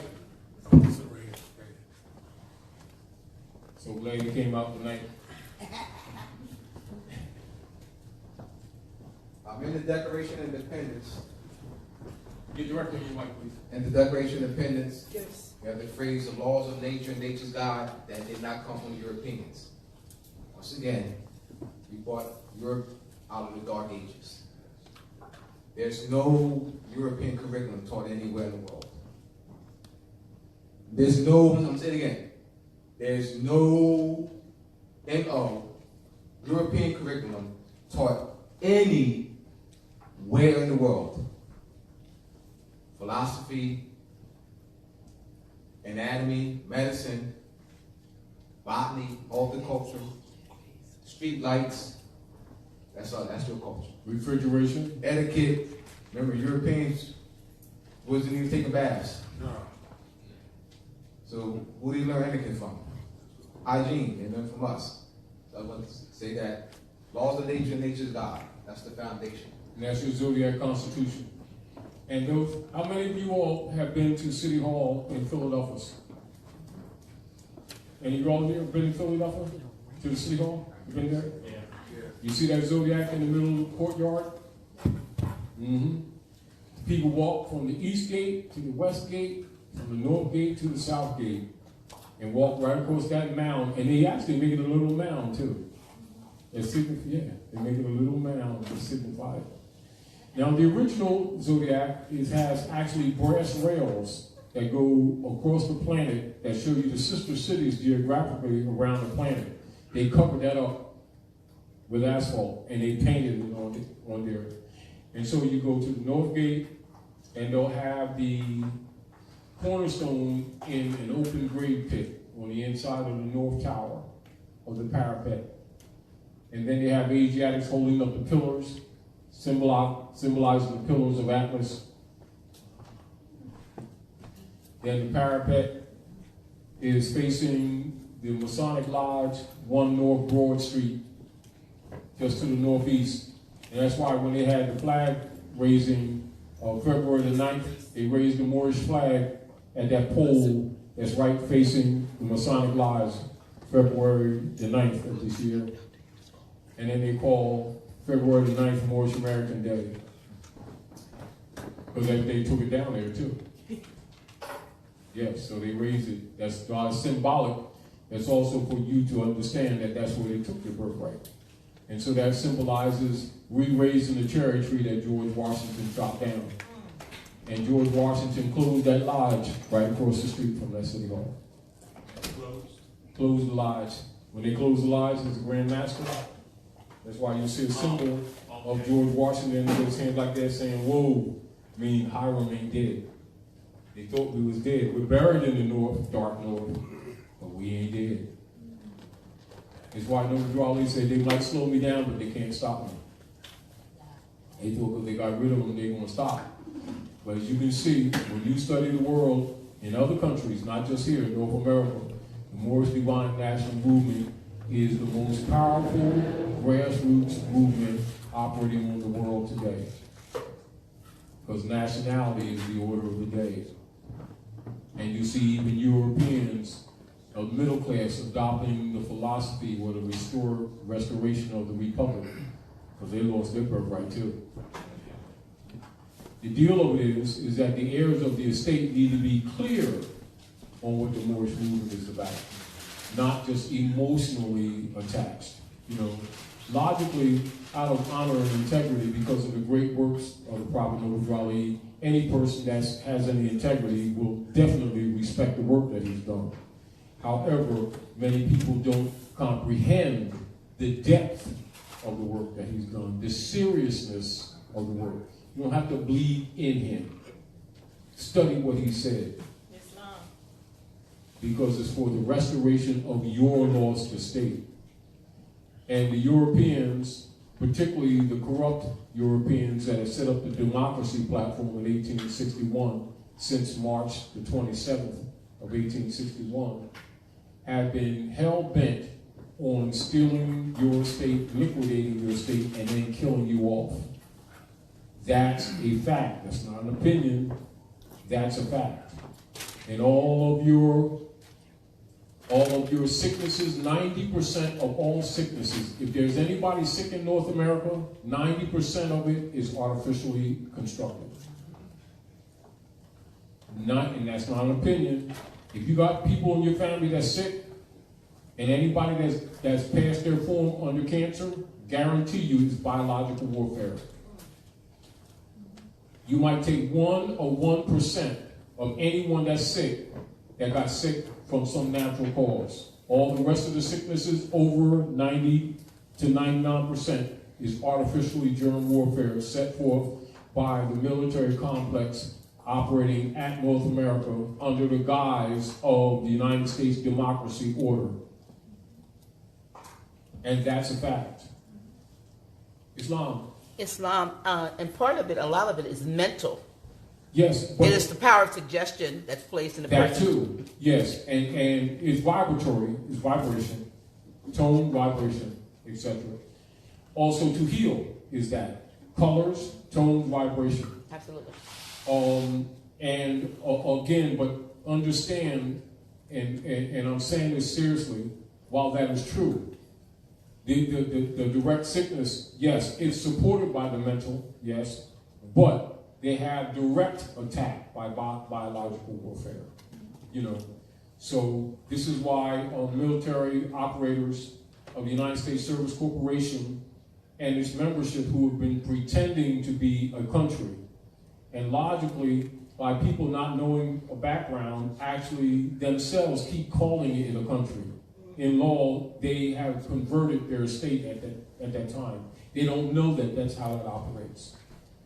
And for those of you who may not comprehend some of these things, understand that the principle of operations of the members of the Kyklos, Knights of Columbus, Ku Klux Klan, Fool Society, and others, etc., and the different secret orders that set up by Rome, if you look into, for your own research, of your different organizational companies that are part of the colonies, the English colonies operating here, they changed the state republics, and most of that was done in the 30s and 40s. And so instead of you seeing the republic orders like Delaware State Republic, you'll see them say State of Delaware. Then when you say State of Delaware, you've actually put yourself in the middle of the ocean under pirate law. And then they say that you agreed to that. And then they abuse you as pirates. And this is the principle upon which they bring the maritime admiralty piracy onto the land under a false jurisdiction. Are we clear? Clear. And this is how they operate on the Cetus Trusts and the Global Estate Trust set up by the Popes of Rome after the fall of the Red House. All of these things are correlated, and you must understand them. And this is not unlike Tam, when we were talking earlier, when we were talking about the zip exempt. Yes. And making the distinction between when we say don't abbreviate. The abbreviations that were set forth by the kingship oligarchy pretending to be Congress and Senate right now, when they actually quit in 1861 and they set up a private order.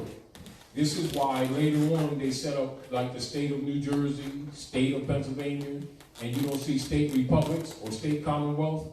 It's a totally separate jurisdiction of private order of the Jesuit order under the Circle Church, Knights Templars in London, Westminster. And you're actually putting yourself in a foreign jurisdiction, and when you agree to that and you repeat that, you're reinforcing the fraud jurisdiction. So therefore, when you try to make claims of right on your property and rights, they say that you waived your rights. And then they put a lawyer on people when the lawyers are not supposed to be holding no offices in the United States. That's how that takes place. This is why, people think that we're being picky. We tell them, stop abbreviating. Yes. Stop saying state of Delaware. It's a foreign jurisdiction. All of this took place, and why Drawley told these people to enforce their Constitution. And what do? They corrupted the language in order to say that you're consenting to your enslavement. Well, do you see what I'm talking about? And so when people say state of Delaware, they think they're talking about the land. They're talking about a private corporation controlled by the Circle Church and the Chancel in Westminster, London. And that's why you see our people are trained to think that they're getting paid when they're not getting paid. They got private commercial paper, and they've been trained from childhood that they got dollars. And they're going into debt. They think that they're generating wealth, and they're going into debt. And then they're saying that this is your national debt. Now you see why people are working their butts off, and they keep telling you it's a national debt? Who's the national debt against? The nationals. But it's a fraud. Are we clear? It's a total fraud. Now you understand what stealing your birthright is? And our people who think that this Moorish movement has nothing to do with them, it has everything to do with you. It is the real politics of the planet. Not just of North America, but of the planet. And if you, the heirs of the estate, will not step up and enforce the law, you will be subject to all of the problems that have been generated under a color of law, under a color of authority, under a color of office, and initiated against people who claim to be people of color to your detriment. and then they want to kill you off before you figure this out. Because they know when you figure this out, you will be mad as hell. Particularly when you find out that your so-called black leader girls and guys have been a party to this all the time. And in secret, they've been taken to the mountaintop. And the mountaintop is that great seal pyramid that you see on the back. And they've been made to see the truth of the history. That's why you see the eye at the top. And in Masonry, they call that Muhammad's Mountain. And anybody that's got any power position at North America, in secret, got a Moorish fez. They dress them in jewels. In all of their lodges, they named them after Moabite women. All the Masonic lodges all across the planet is named after have Moorish names. And that's the truth. And even J. Edgar Hoover, who set up the COINTELPRO operations to suppress these people and to infiltrate all so-called black organizations, got a Moorish fez. And all their presidents, too. And all your Negro marching leader guys and girls do, too. Where's yours? See the deal? A lot of times I don't wear my fez because I don't want people to be intimidated. Because I'm down there, I like to be in the field with the people. You know what I mean? So don't think I don't wear my fez because I don't want to. It's, you know, I wear it on special occasions. Because I'm going to get dirty all the time.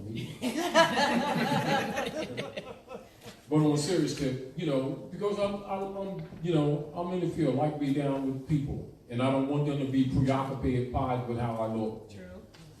You know, thinking, this Grand Cheeky guy, he's a mirror. No, Todd, the guy with cheap sneaks, is just doing my job like everyone else is supposed to be doing, and liberating our people. That's my interest, liberating our people. I don't need the title. My mother sent me. You know, and my missionary work is liberation of our people. Like Il Malik said, by all means necessary. But all you need is truth. We got the biggest weapon in the world. It's called truth. And all you got to do is share it with people who've been cheated from it. And then show them so that they themselves can see it for themselves. So that they can make an intelligent choice on their own. Follow no one. Listen to everything. And study and contradict everything with the intent of testing it for truth. And when you find it to be true, keep it for yourself. Study all things and keep that which is good. All right? Are there any other questions? But again, yes. No, there's probably been some, I don't know if any will pop up here. Wait, give her a mic. Can you readdress the proper way to write your All right. address? Yes. Now, and remember, it's not yours. This is one of the things that we want to emphasize to people is stop saying my driver's license, my birth certificate, my marriage certificate, my social security card. None of them are yours. Those are all bank bonds belonging to the Order of the Jesuits, operated through the Circle Church in London, through the Knights of the Templars. Are we clear? And its operators are, put it this way, what you must be clear on, you must be very clear on this. When you hear the Circle Church and the Chancel, you're talking about the bankers who are operating at North America and the attorneys who are claiming to be attorneys and lawyers of the Lawyers Guild Communist Party, which is their mother order, with the missionary work of overthrowing the republic that you see in Article 1 and to steal your birthright, which is why they do not teach children of the original Article Amendment 13 with its 20 sections, which is also referred to as the Nobility Clause in the Constitution, where the attorneys and attorneys of the Bar Association cannot hold an office in the United States. And everyone that's operating now are attorneys because they turned over the government. Are we clear? This is where your problem is. They do not represent you. They represent the Circle Church under the secret treaty of Verona. That's why the country is broke, and that's why you're broke. Because you didn't put them in check. Are we clear? There. But if they get you running around marching all over the place talking about racism, you're off the mark, aren't you? And you're not dealing with the issue. Then when you try to enforce your rights, then you go get one of them barristers and lawyers thinking that they're going to help you in your rights, and they're the ones that have been stealing them. They themselves, and write this down so you get this very clear. The Lawyers Guild operating in North America and in the Western Hemisphere, i.e. the ABS, the American Bar Association, and the bankers are actually partners. And they themselves comprise the Circle Church. And therefore they're in your face and you don't see them.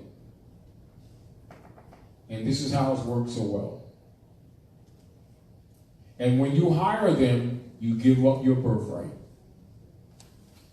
That's what they're in business for. To steal your birthright and to look innocent. You ever notice that anybody who hires a lawyer, they never pull out a constitutional treaty? They be talking about rights, and never pull out a constitutional treaty because they're enemies to it. They're there to rob you. They're there to overthrow the Constitution. There it is right there in your Article 1. Then they drain you of all your resources, and after they drain your resources, then you lose the case. I hired a lawyer and I gave him a couple $1,000, and he's been going on for 3 years. And guess what? They're an officer of that private court that they're taking you to. They are an officer of that court. And their allegiance is to the barristers' union of the court, not to you. All they did was deliver you. That's called leave. Go look it up in the Black's Law Dictionary. That means all they're obligated to do is deliver you there and they can leave you. In other words, they're dressed up bounty hunters with suits and ties and serve you up. Are we clear?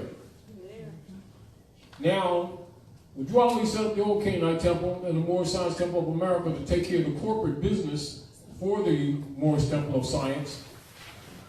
And the moderators and chairmen, and the grand chiefs and assistant grand chiefs put in place to make law.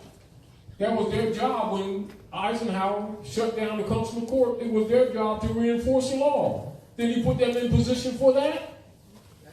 Yes. How many of them you hear talk about Drawley and teach civics? Then you go look at them COINTELPRO operation papers and even the redactions of the FBI files, and I don't have to tell you anything else. Because even with the redactions, the European writes everything. He boasts about his Negro leader guys that he got under control. He even tells you in Executive Order 11490 that they are operating for central and federal. They don't even hide it. Because they know these people don't read. That's why them persons don't like Taji guy, because I don't play with them. Oh, you ain't with us, huh? No, I'm not. No. And, well, you can't wear that fez. My mom gave me that. It's my birthright. You can't be a Grand Chief. I'm Grand Chief and a Mirror of the Great Seal. Registered. I don't know about them. They can make all kinds of claims they want to make. I don't need titles. I do the work. Islam. That's how you guys cap on. I'll bet you I'll liberate more people than they ever liberated. You can take all of them and put them in a package together, and I've liberated more people than all of them put together with their friends. Just ask anybody around the world, not just in this country. Thank you, trolls. Any other questions? Well, we're just going to go back over what Sister Tamara asked you, if you could, so that everybody knows the proper Yes. way of it, putting Yes, it, I'm staying going to show you in something. a I'm going to show you location. something. This is what's happening. This is called organic. You can also call it truth and falsehood, right? Truth, false.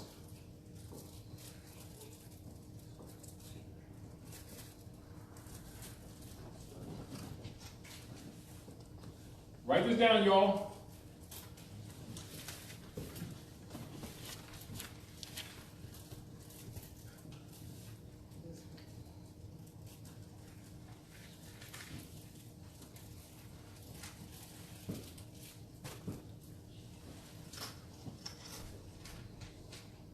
Got that?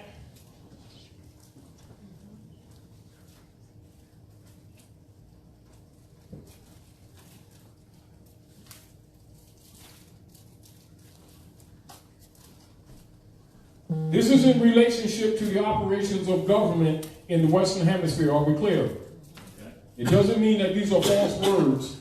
These are false platforms or imposters. Are we clear?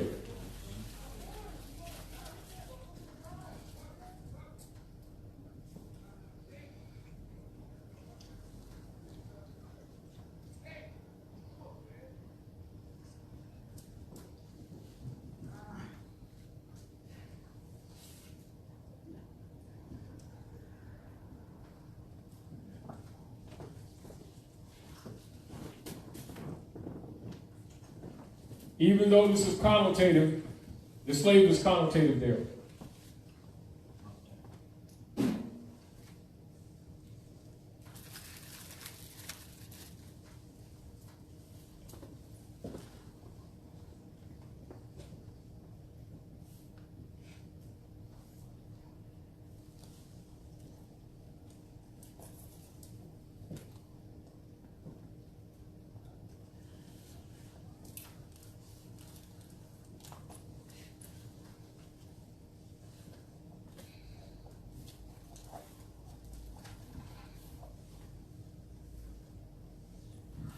Excuse me, a little print here. That's for sale by license.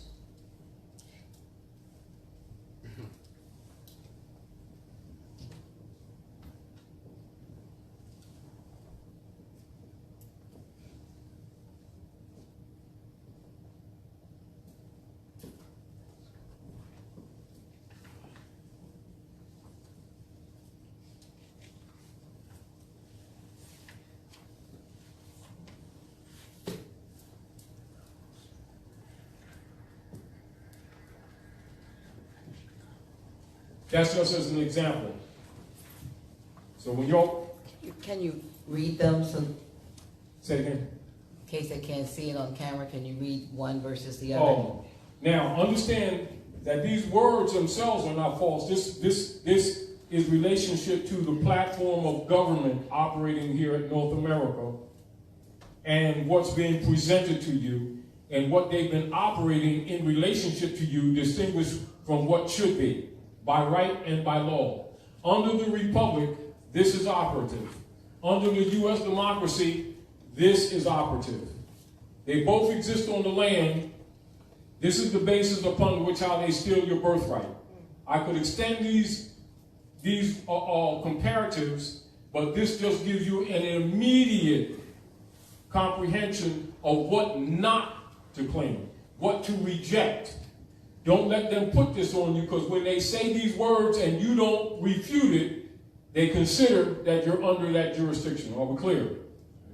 Which is why they've trained you under here so they can say that you've agreed to your enslavement. Are we clear? The operations of government at North America, Northwestern Mexico, as Masonically referred to as the North Gate. And the Europeans and Masons and Shriners claim to be the keepers of the North Gate. Are we clear? And they're controlling your estate. Are we clear? Now, the overthrow of the Republic is what took place with the coup d'etat of the Congress at March the 27th of 1861, and then the later assassination of Lincoln and the overthrowing of the Freedmen's Bureau and the denial of you of your rights to your land. This is also why we never got the 40 acres and a mule too. Are we clear? So they set up a political platform for those operations. That platform is called the U.S. democracy.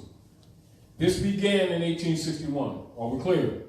So they want you blind to this, and they want you to embrace this. Are we clear? So when they educate you and your children, they will educate you in this platform and do everything to keep you away from this platform. Are we clear? Give Sister a mic. Give Sister a mic. I have a question in regards. Get directly in the mic, please. I have a question in regards to the side that's on the false. What happens with those who do like real estate and things like that? Say it be clear. What happens to those who do like real estate and stuff like that? Realtors? Who do Yeah, real estate? Who do real estate? Same thing. You don't own property here. Right. You cannot own property under feudal law. You can only own property under allodial law. So they're not supposed to do that. Exactly. Now, in your congressional records, which I want to show you something here. I want to show you this. Hold on.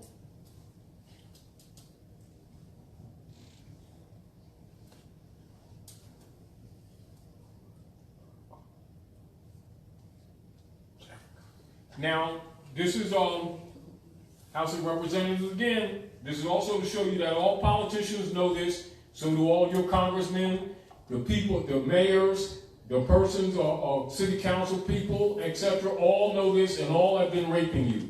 All of them are guilty. All of them are guilty, including your marching Negro leaders. And see that? United States congressional records? Huh? You see this? Yeah. And you find this information on the flash drive that Dr. Naila be giving to people. This is on here. Now let's look at this. Now keep in mind, when did Noble Ali set up the old Canaanite temple, y'all? 1913. So let's go into this. Let's look at this first paragraph. We're not going to read the whole thing. This is Representative James Tropicant Jr., Representative of Ohio, addressing the House. Mr. Speaker, we're now here in chapter 11. Members of Congress are official trustees, so that means they're dealing with an estate, doesn't it? That's right. All right. Presiding over the greatest reorganization of any bankrupt entity in world history, the U.S. government. Does it say country or does it say entity? Entity. So an entity is not the country, is it? No. It's a private corporation, but they've been telling you it's a nation, haven't they? Yes.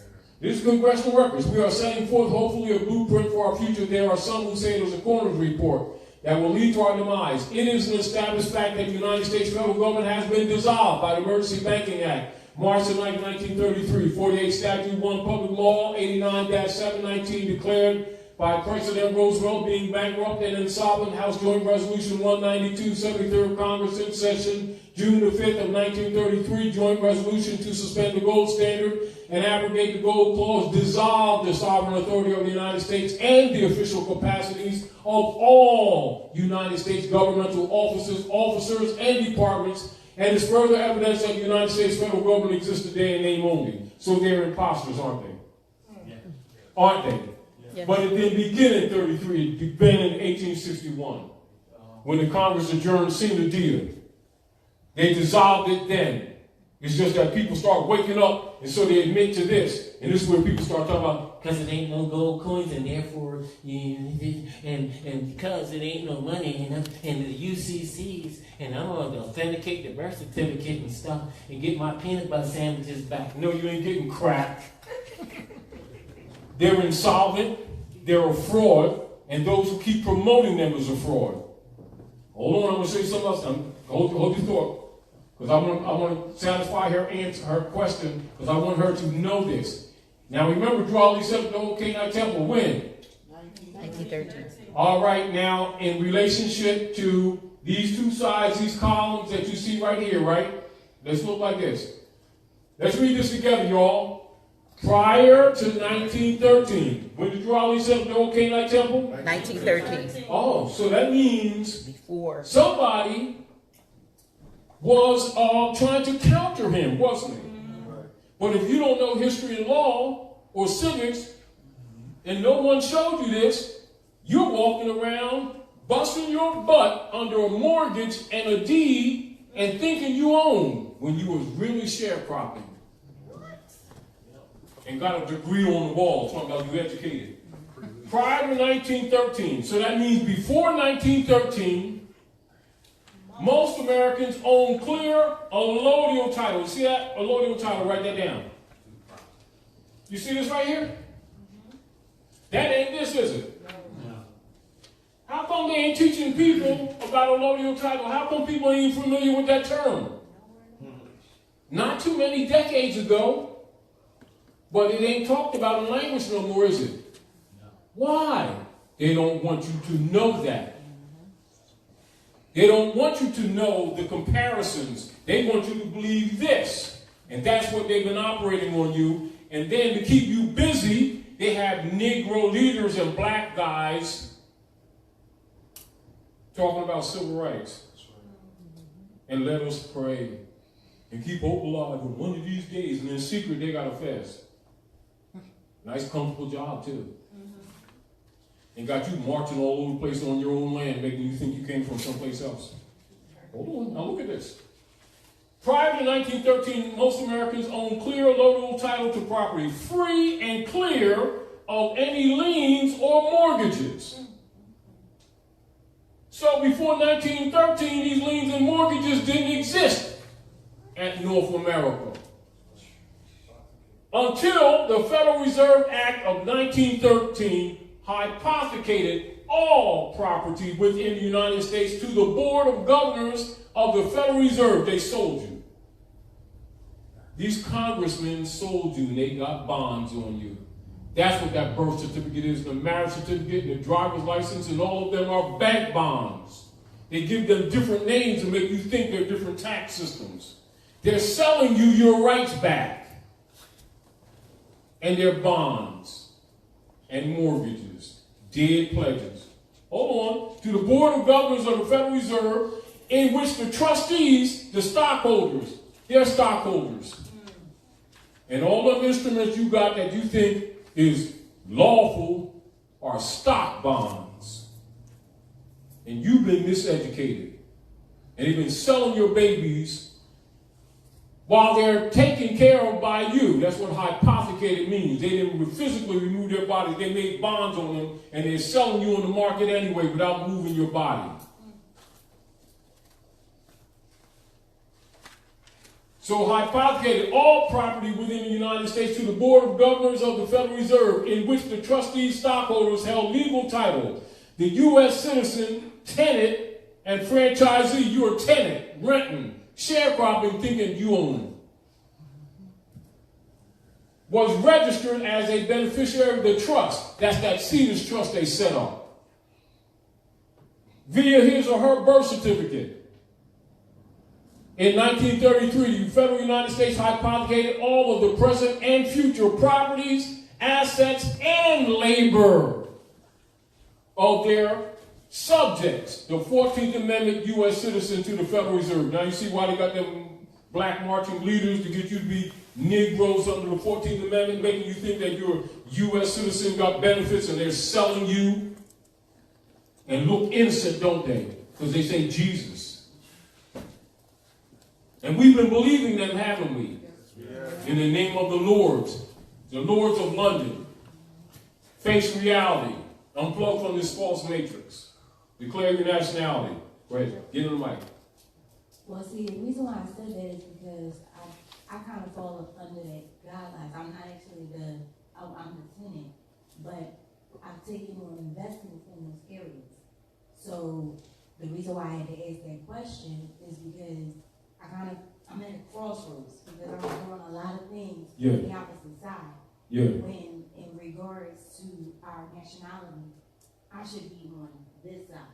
You need to know. So see, because anything, in regards to how do I, this is how they do it. Study. This is why we're studying. See, because what happens when you open your mouth, and if your language is contradictory, your argument is dismissed. But that's understood. That's the reason why I'm here, so that I could get the necessary knowledge and doing what I do. But I want to do it in a way where I'm going to help to our community. Yes, which is why we're doing what we're doing. The ignorance that I've been in regards to falling into the guidelines of the puppet, should I say. All right, this is what happens. This is what the public and the private means. Although it took place in 1861, in fact, when they talk about this congressional record, House Joint Resolution 192, 73rd Congress, they had to make language to fit it. This is where you get the state of Delaware, distinguished from Delaware State Republic. Any instrument that they give you, say in the state of Delaware registry, etc., your children, their stock. Any claim that you make to the contrary don't count. If you're transacting business with Jones Johnson, Freddie Jones, it's state property, and it doesn't matter your labor, the house, everything, your children, whatever you try to claim, you have no inheritance whatsoever. Now, it's not because we say so. We're showing you the record. But to show you that people know this, they never did not know this. It was never a time that any politician didn't know this. It was never a time that any mayor didn't know this. It was never any time that any councilman or councilwoman didn't know this. It wasn't any other time that these black leaders that are paid by them with their 501c3 operators, budgets, etc., agreements, pretending to be religious, didn't know this. Their whole missionary work is to keep you from finding this out. Are we clear? But you know what? Get the a lot mic, of please. what you're speaking of is in Scripture. If one can understand the Scriptures. And Yeah. That's another reason of why I felt as though I needed to be unplugged from the matrix, and everything that I'm following or over the years have been following, I haven't actually had that option to do so in full. Yeah. So as I was speaking to, I think it was Sister Dr. Naila, yeah. I was speaking to her in regards to, in a roundabout way, that my journey has led me up to this point. Because about 7 years ago, I was sick. And I invested in real estate and wholesaling and many different other things. And then I ran into a crossroads just recently. And I'm just like, okay, if I hear the preachers, I hear what they're saying, but something doesn't add up. Of course you know. In your heart you know. In your heart. I've been known for a very long time. I just didn't have the other part to be able Now you see why they foam at the mouth and run all around, getting people emotionally charged and calling it spirituality. But see, that's the thing. I've never been with them. Yeah, I'm just saying, we're talking about how they operate with the people. They're trained in hypnosis and using sounds and tones to get the people riled up, and they call it spirituality. Well, you give them reverence, Article 3, to the secret treaty of Rome and say, what do you have to say about this? And watch them get the membership to ostracize you and throw you out that church. Because you just caught them. They work for Rome, always dead.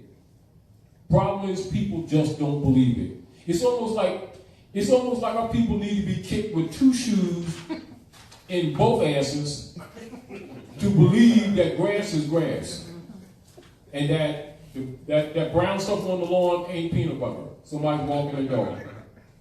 I'm serious. Our people will argue you down about what they own. They don't know the difference between real property and real estate. I've always known that we did not own anything. Like I said, I didn't know now. Part. But let's look at this. I want to also bring this point to the point. When they converted your rights or hypothecated, so write that down, get used to that. Hypothecated all your rights, they hypothecated your estate. Are we clear? This is where the public and the private argument comes in. Also, when you read this, you're going to see that they set up a double stock trust and then disallowed anyone else to do it. So they're stepping on the public and the private side, and then when you find out the trap and you try to get into private thinking that you ain't public, you're disallowed. That's why it doesn't work. Well, actually, when In other words, they got a criminal cabal operating as government.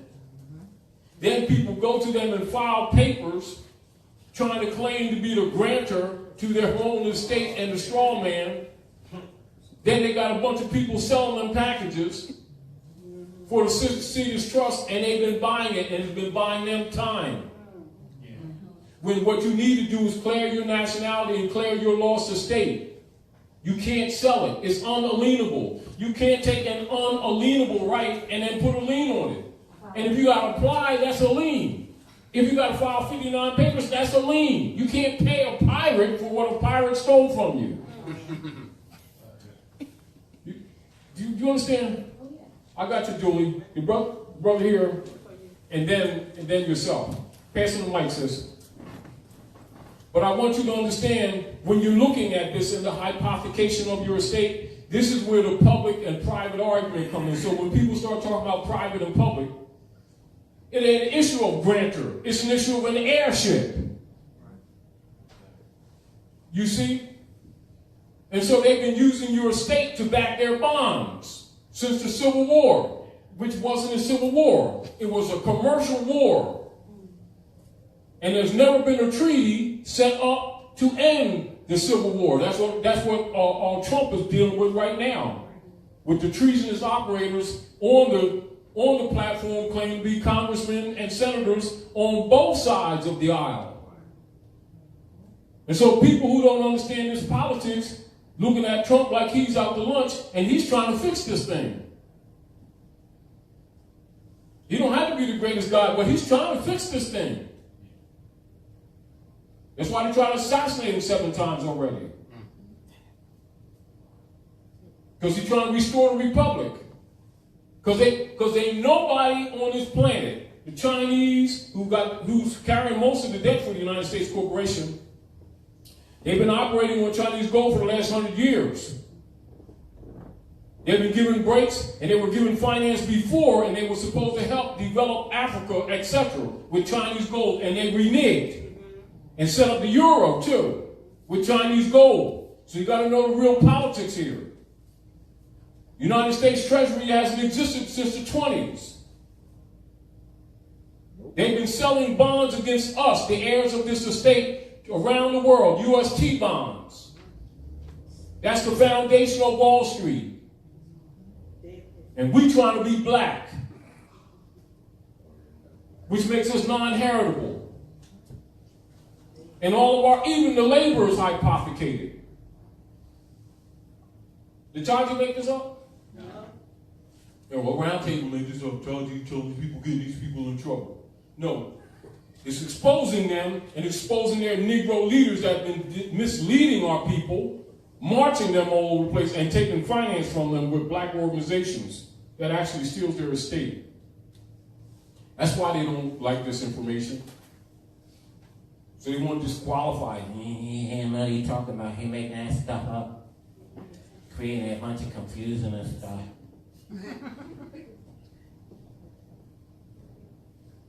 No, they work for Rome. They've been working for Rome.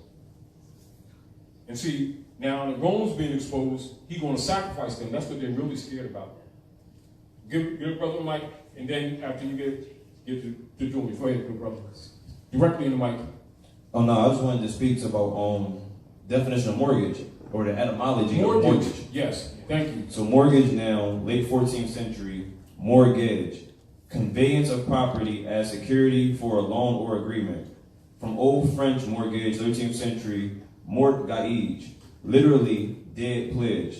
Replaced in modern French by hypothèque, from mort, dead.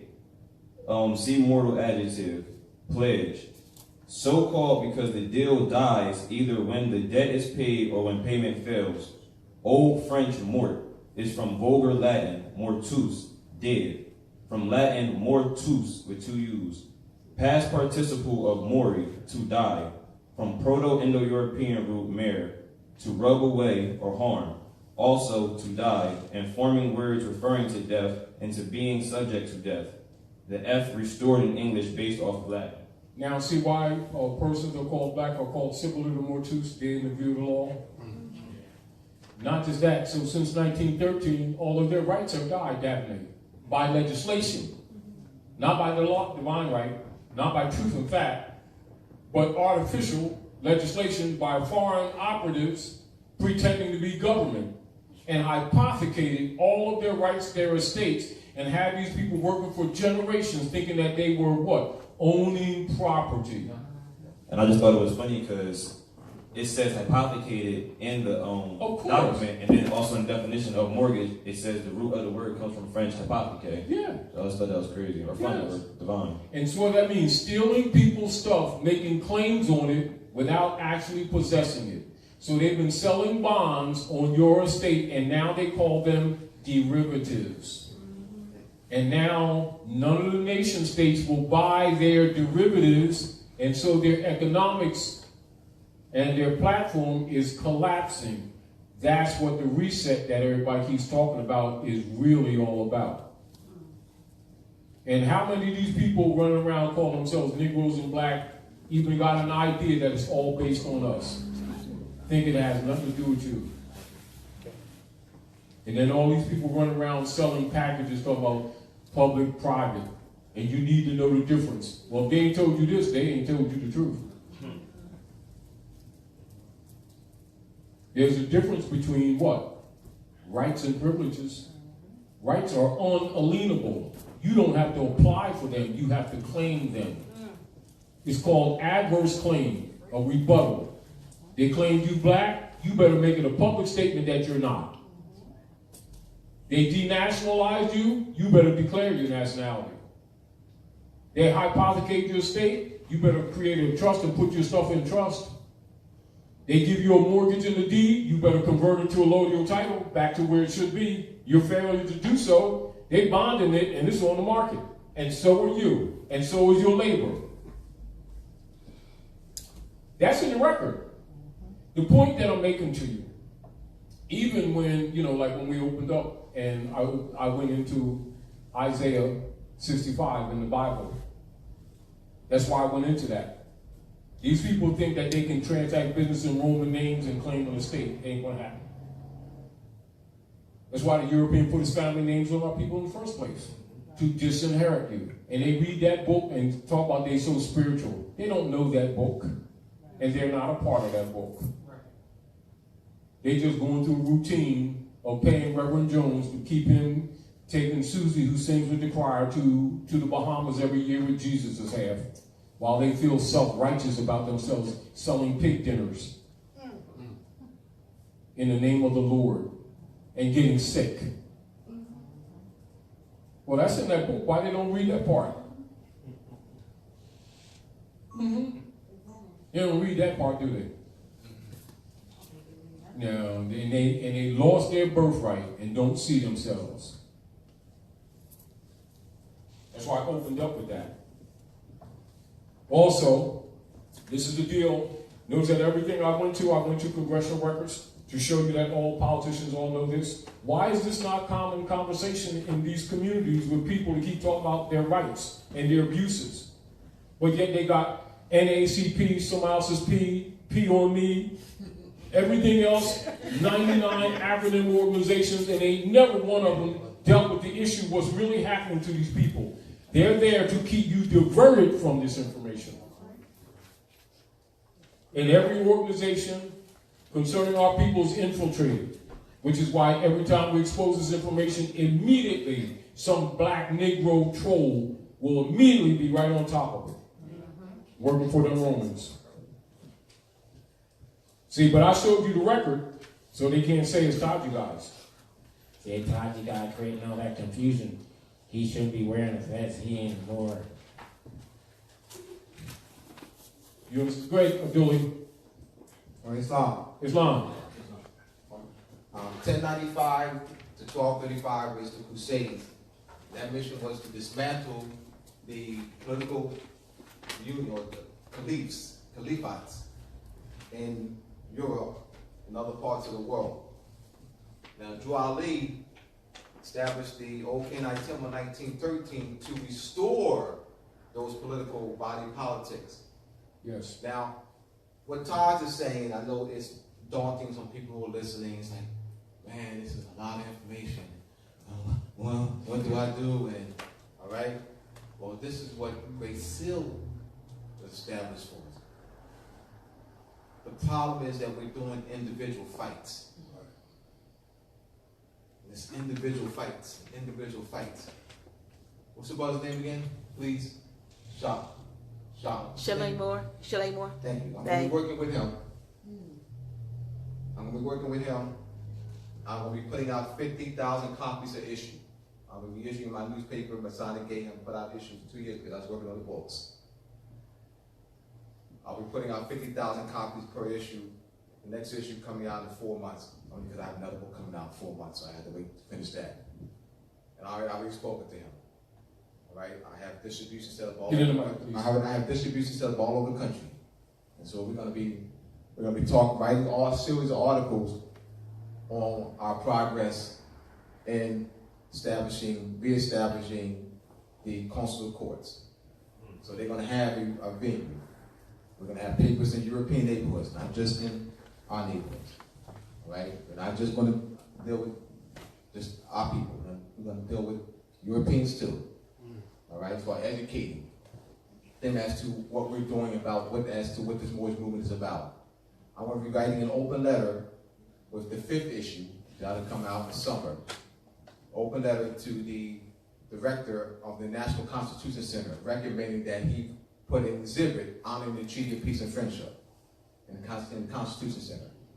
So we're looking at doing some serious things, big things, and we have to get out of this individual fight thing. Yeah. A lot of what happens is, I've been involved so long, I've seen thousands of people, not hundreds, thousands of people come and go. And I've been analyzing the dynamics of why. Yes. There's strength in numbers. All right? And we have to address the nationality issue, nationality card issue, where you go to the post office, somebody gets nationalized today. For example. They go to the post office, show their nationality card, no problem. They don't have to file writs, all this, individual fights again. So what happen is that we'll have your individual fight, and then now they accept your nationality card, but then they won't accept his. But then he has to go through the same thing. We got to kill that. It should be show your nationality card. Yes. And go right in. And that's their obligation. Show your nationality card and go right in. All right? So we're going to work to doing that. All right? I yield the floor. Peace. Thank you, Abdul. And again, I want to give a shout out to Brother Shalay Moore and Sister Light Tajiri for their constant work around the country and working on this platform for the restoration of the consular court.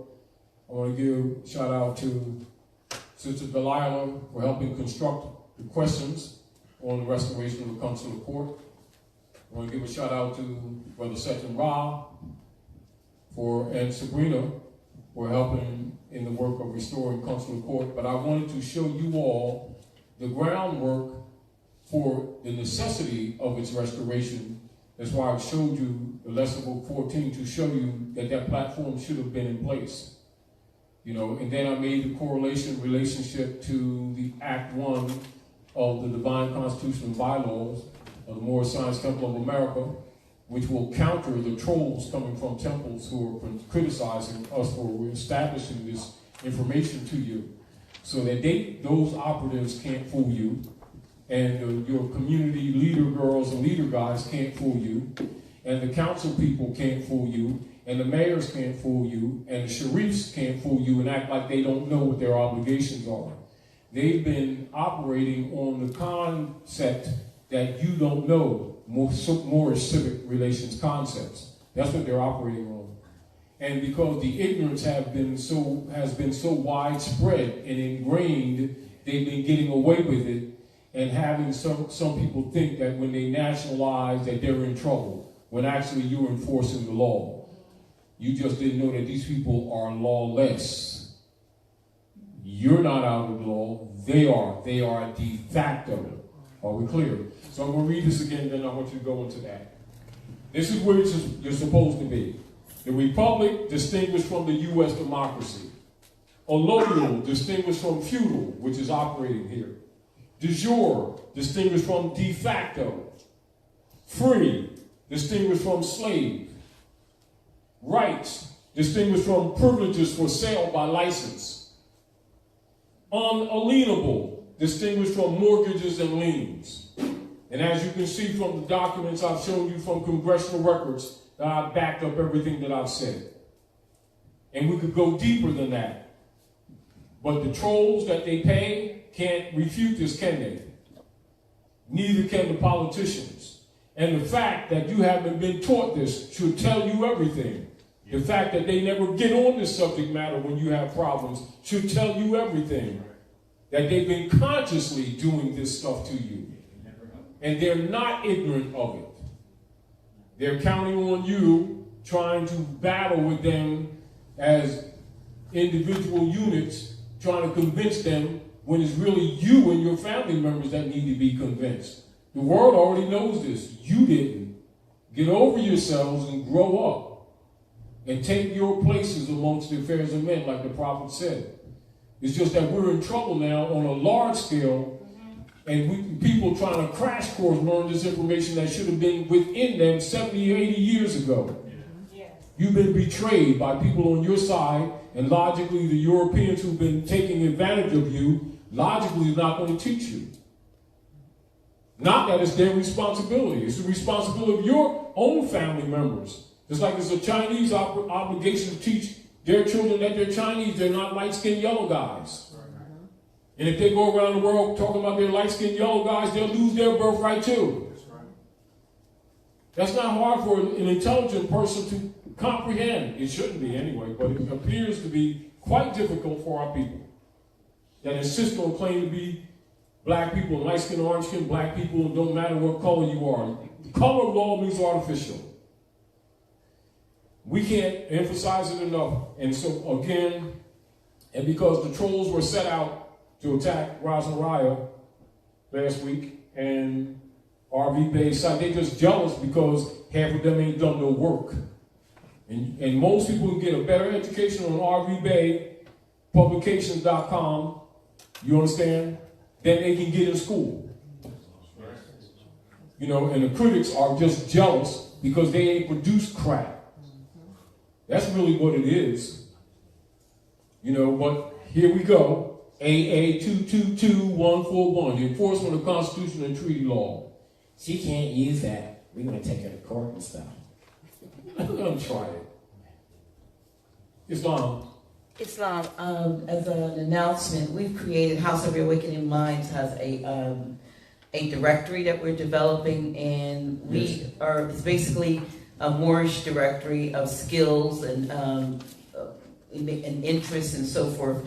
We have forms here that we want to give out for you to, hopefully that you will complete if you want to participate. It'll be a database. But for those who are watching online, we're going to turn it into a fillable, right? It'll be a fillable PDF. Is it a PDF? A fillable PDF that can be emailed to them and that they can send back. The end result will assist in some of what we're talking about, because now we'll start to, and we hope we can do this all across the globe, kind of know who we are, what we're working with, skill bank, and what we can contribute to the nation. So those of you who are here tonight will actually give you a hard copy. It is really in its first iteration. We'll probably make some revisions to it, but it's going to be turned into a fillable PDF that we will gladly send to those of you who are out there in other places. Yes. So that you can be part of this, because just because we have these small distances, it never stopped us before trying to go around the globe. So why don't we just connect on that level? Exactly. A lot of people are talking about unifying, and this is a way. Yes, and the deal, one of the major things too that I really want everyone to comprehend, because people think that because they belong to different schools of thought, or they're in churches or mosques or synagogues, And they think that therefore this has nothing to do with them. It has everything to do with them. It has nothing to do with your belief systems, except that you didn't understand that you were under mind control. This Moorish movement deals with humanity at large, and particularly the Asiatics of North America who have lost their birthright and didn't know they had an estate. You know, so again, because of training, people think that because they come to the church or go to a mosque or synagogue that the Moorish movement don't relate to them. It absolutely relates to you. Absolutely. Islam. I just want to encourage everyone to examine the questionnaire for the restoration of the Consular Court. You can get it at fezprovinceregency.org, and I believe, do you have it on the it's on the flash drive? On the flash drive. I'm encouraging everyone. We were looking for a petty jury, which means 12 jurors, and a grand jury is 24. But we're encouraging everyone because it's transformative. It's not just about something that you can reply to, but it transforms your consciousness from knowing how it is a divine and national movement. Yes. It's not just a national or just divine. It's and divine remember, and repeat, it's a divine and national movement that adopted a religious affidavit in 1928 to establish government and to preserve your estates. That's why Noble Ali set up a trust with the Moorish Temple of Science and told you to put all your houses and all your property under the Moorish Divine National Movement.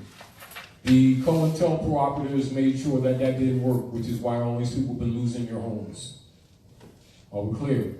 So I want to remind you, and this is another reason why CMA did the work that he did, because the movement was infiltrated.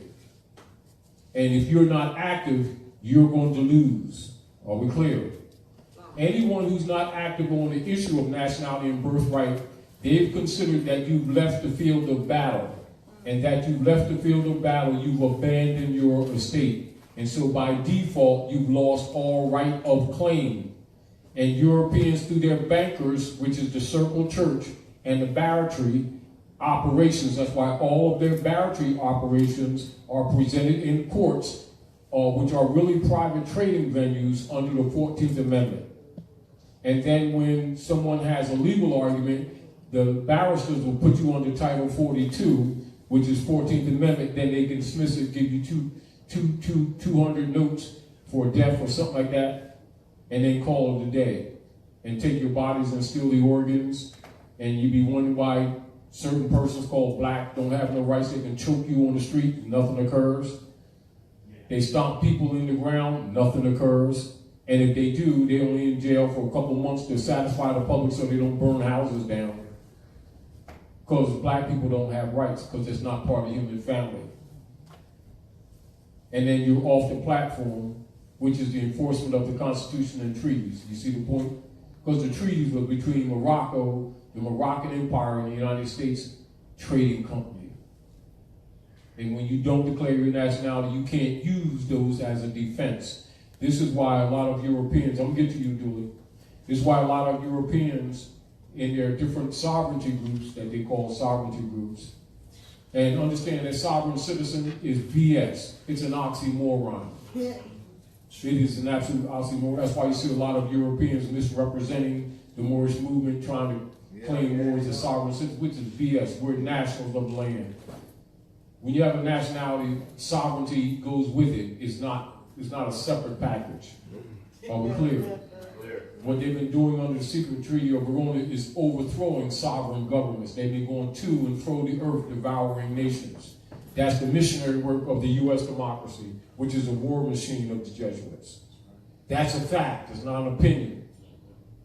And when you come under this platform, they automatically hypothecate everything you own, even your labor and your children. That's why they've been going in people's houses, stealing their babies with no court order. They don't need it. They're already declared public property. They're already bonded on the stock market. And then we sit around and talk about what our beliefs are that they control.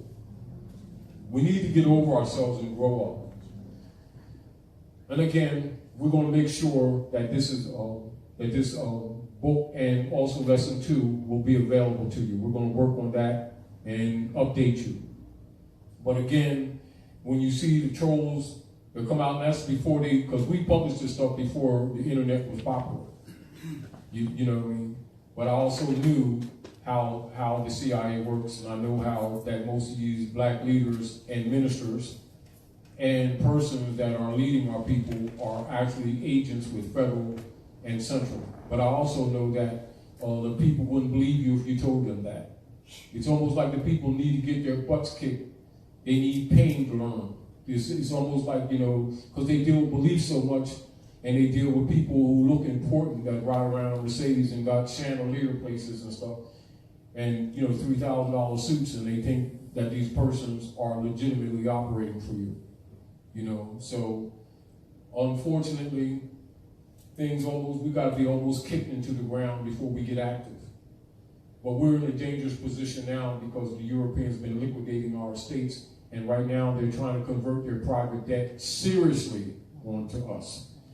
However, when you see the politics of Russia and China and other nation states rejecting the US dollar, what they call the petrodollar, all of that has to do with this Moorish Divine National Movement, the restoration of this estate.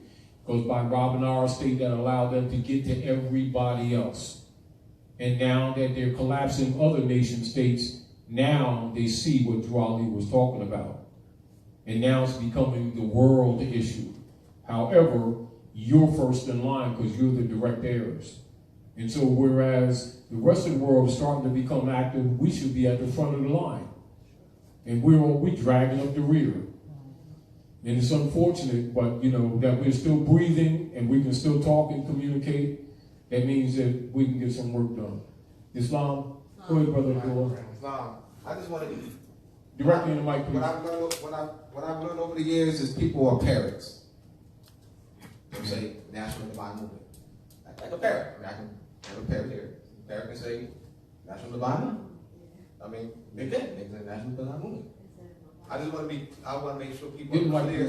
I want to make sure people are clear on what divine is. So we're not parrots saying National Divine Movement. All right?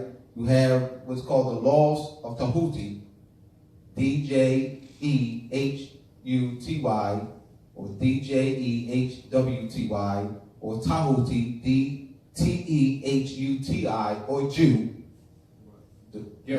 Modern Jew, J-E-W, this modern is all same variation. We have the law you have called universal laws: mentalism, correspondence, gender, cause and effect, polarity, rhythm, duality, or opposite. Now there is a book called Temple of Man. You have the study of anatomy, which is an ancient study. And our ancestors, what we did was we understood that the human body, the measurements of the human body in proportion based on 5, which is a rational number, 1.618, called the golden section, golden mean, yes. All right? Understanding that body proportion is in proportion to the measurement of the universe. Yes. Swallowed de Lubitz in the book called Temple and Man. He was a physicist. He measured the temple, the statue of Abu Simba, and he discovered with his measurements that the fingernails, fingers, you have the nose, eyelids, and so forth, was the measurement to the portion of the universe, the measurement of arc, radius, circumference, diameter of Earth, Moon, Sun, Saturn, Mercury, so forth. Yes. Our ancestors, what we did was we preserved the measurements of the universe in the measurement of statue and the layout of cities. So that's called metrology. Metrology deals with long distance measures. So you would have, say, a temple over here, right? And a temple right here. The measurements would be the distance of the sun, or in miles, the distance, the radius of the sun, or circumference of the sun, or arc, or radius of the sun, so forth. Yeah. So it wasn't just arbitrarily placed. That's not. I'm talking masonry. I'm talking divinity. It's the same thing. Religion. I'm talking religion. So it's called the Canon Law. There's a book called by William Sterling. The Canon. That's the main title. The Canon by William Sterling. So we'll get that book, the Canon, and also Temple Man by Swallowdoodle Lubitz. All right? This is divinity.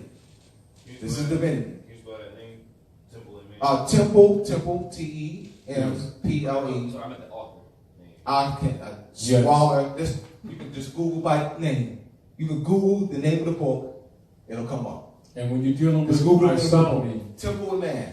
And then also the Canon. yes. The Canon by William Sterling. All right? Gematria. Gematria, yeah. Each letter, either be quote-unquote Hebrew letter, all right, quote-unquote Greek letter, it's a number. God, it's a number. Jesus, number. Allah, number. Buddha, number. Mary, John, Joseph, those are numbers. Those are numbers. Exactly. And those numbers are products of mathematical equation that deals with the distance of the universe. Exactly. Radius, arc, diameter, of Earth, Moon, Sun, Saturn, so forth. Our ancestors are all that. Our ancestors are all that in a bag of chips. You know what? I would lay my body on the ground and let my ancestors walk on me. Come on now. There you go, brother. Yeah. Go ahead, Julie. That's why I love this brother. He studies. I remember years ago, Julie has a degree in sociology stuff. And I remember he was preparing Julie for the ministry. Yeah, at the community church out there in East Camden. Yeah, because he was so intelligent and studying and everything. Julie came to the round table. I sent him back to his ministry with, I think, about 7 questions. Within a couple weeks, Julie, you see the way he talks right now? He's been that way since '93. He put on his Teflon skates and never stopped. Never stopped. Me and Julie just come to my house, and these belt bags here, I need some handles. Talk to me till morning, and studying, going to the library and getting books and studying for years and years and years and years and years. And I thought I was a bookworm. That brother's a bookworm. He works it. And I'm really so appreciative and proud of him because I've known and I've seen and I've watched him develop from the naive, extremely intelligent, naive, being prepared for the ministry, and as soon as he asked poignant questions to their ministers, he shook their foundation. But he could no longer fit, because now he had substance. And that brother right there, that man right there, you think he's enthusiastic when you see him do his classes? He's been that way since 1993. Yeah. That's right. And Julie said, because I prepared these lessons for my children, he said, you need to share that with the public. And that's when we started doing that with the public. Abdul Yotuli Mosi Bay. Give him a hand, y'all. And like I said to you before, and I say it to you now, you know, you all see his literature there, and he got about 4 books coming out this year. Yes, I do. Do you know how much of that is a reward for me? To see him come from the naive, then get ready to have him help with the mind control of our people. Yeah. And he's taught children, thousands of children in school, thousands of people around the country. He's been and made contacts with Masonic orders all around the country and woke them up. They thought they had degrees till he walked in. Oh yeah, I'm serious. I'm talking about people who are masters and potentates of lodges, and Dooley walked in there and smashed their degrees by telling them what they got and then took them higher. Again, give Dooley a hand.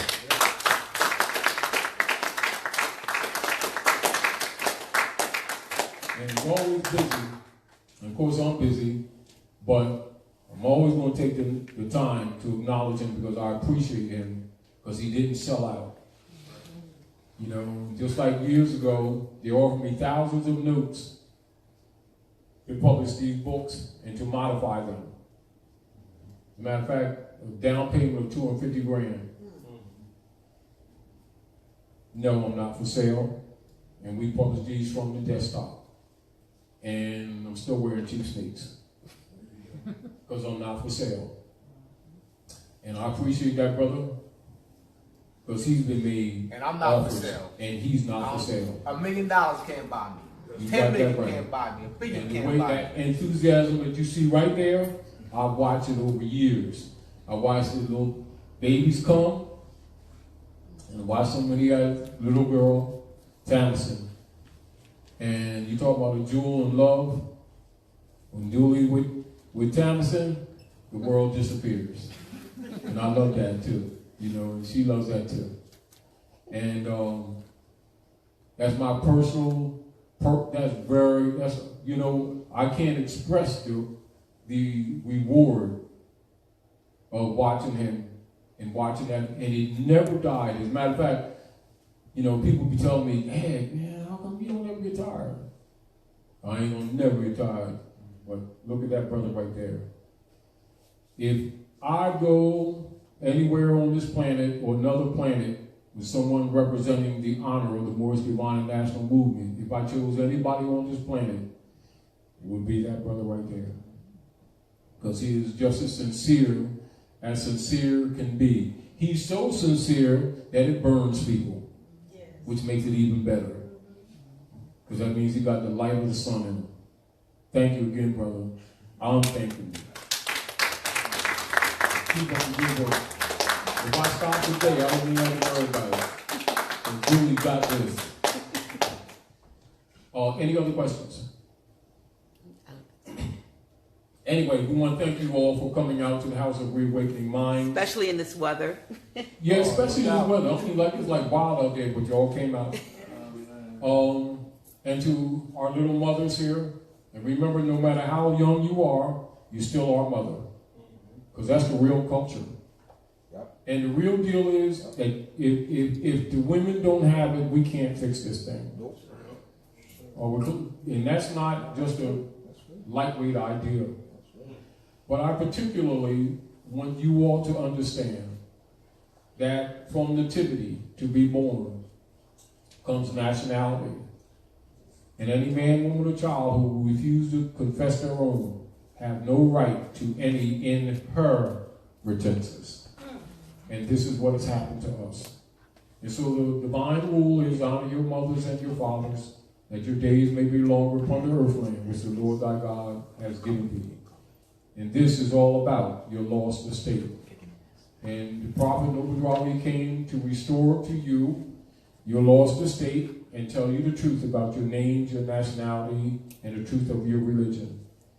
And I trust that we've done some things to help, and I hope you have a comprehension of what we presented to you, and that we've given you some tools that you can expand on your own, not following anyone, being yourself, and getting together with other people with free and allodial thinking minds and build and make up for a lot of things that have been lost to you for the generations before you who have sold out.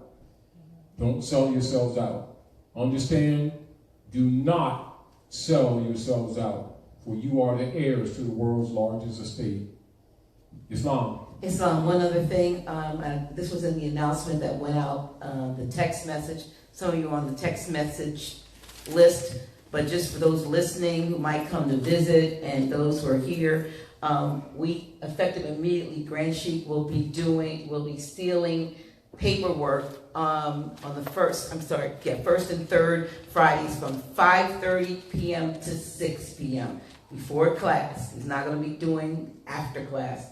When class ends, he's going to get the chance to leave and not stay here till midnight, so I can leave too. Islam. All right. Peace, y'all. And again, give Abundance a hand for hooking us up.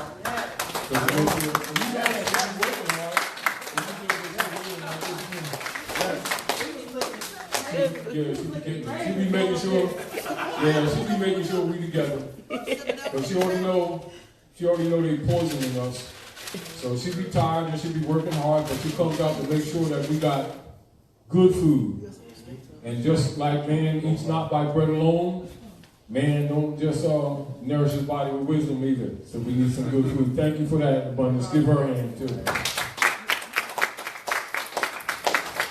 All right. Now, Dr. Naila, Yes. the thing that I want to make them aware of, you know, when I do lesson book 14A1, which is the other half that I've held out for all these years, I held it out because I already knew this time would come, and also to counter some of the operatives on our side of the nation. So I'll make sure that y'all have this, because the complete other part will be issued from the House of Reawakening Minds. All right, so be looking for that. We'll have that in hard copy. As well as flash drive. Now, anyone who wants the flash drives, see Dr. Naila. If you're here, go ahead.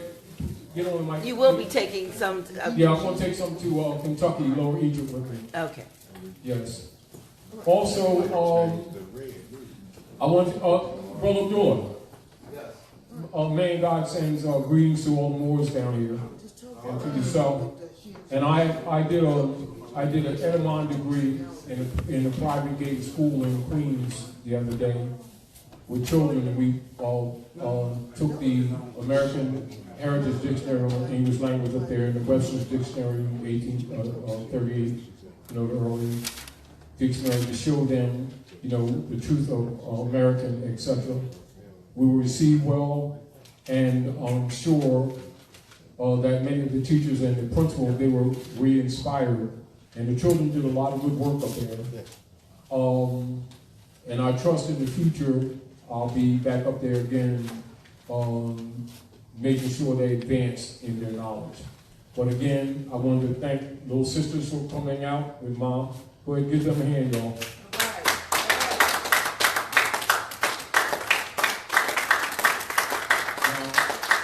Keep in mind, because you're going to have to teach your friends. You know, because they pretty much think they got it going on. But as you all can tell, we don't have to convince you that it's clear that our people have been miseducated. You know, but we don't want you to believe it. We want you to know it. And we don't want you to follow anyone. We want you to be liberated. Make that very clear. All right? All right, so we're going to try to make sure that you have the tools that you need to advance, and that you don't grow up into the world and produce children and have them belong to the corporate state not knowing it. Are we clear? Clear. All right, and I think we got a clearer understanding of public and private. Mm-hmm. And when you really comprehend this thing, you can see a lot of people are taking advantage of people who really don't know all of the history. And they think that you can buy with some package sovereignty. You can't be bought. It's unalienable, which means it cannot be sold or transferred to another. Therefore, how do you apply for something that's a divine right? You must claim it. You must be it. Like the Prophet Ali says, be yourself, Lord. Stop trying to be somebody else. Islam and peace. Thank you, Tan, for the great work that you're doing in the background and the great assistance that you've been doing. Sis has been in the background a lot of times, helping on so many fronts. And I'm going up here, because I want you on the mic. Yeah, come up this way. Come up this way. Because I want them to know what we're talking about. Go ahead, Dr. Naima. Tell a little bit about the sacrifices the sister's making. She'll be making work in the background. Well, also, she'll be helping Julie, too. This is a brainchild. But you already know how to say, behind every good man is a good woman. And it don't mean that she got to be your mate. It means what women do anyway, because women make things work. And I want to give her a hand for her great work and her great sacrifices in the background. Give her a hand, y'all. Thank you. Really appreciate the work that Karen's doing. She's helping me a lot. Yes. A lot with what's going on here in the House of Reawakening Minds. And I think we talked about it the other day, and she said, I know my purpose. And this is what she said. And she said to be in the background and to support. I mean, she's degreed up, but she's humble too. You know, yes. And, people should be given credit for the work. Absolutely, absolutely. And remember this, freedom is everybody's job. So don't think because we share this information and we sacrifice our personal time to try to share information with you that other people lock away from you and get paid to do it too, which is why they don't like us. However, understand that this responsibility belongs to all of us, because the birthright belongs to all of us. Are we clear? And I do honestly feel that it is fair for me to say, even with the few documents that we've shown you, that we need not be naive about thinking that people didn't know this information, you know, in politics. Any level of politics, any level of politics. And logically, any of their black leaders that they send into communities pumping that black thing is to remove you off this platform so they could do these things to you and not be in violation of international law. Are we clear?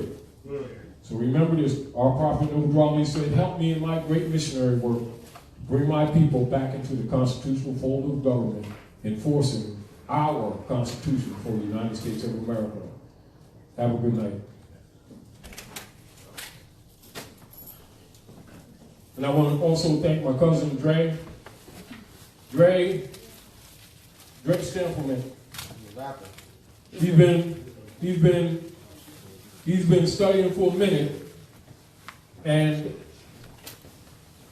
recently we ran into each other when I had to do a lecture at Nichols Bookstore in Brooklyn.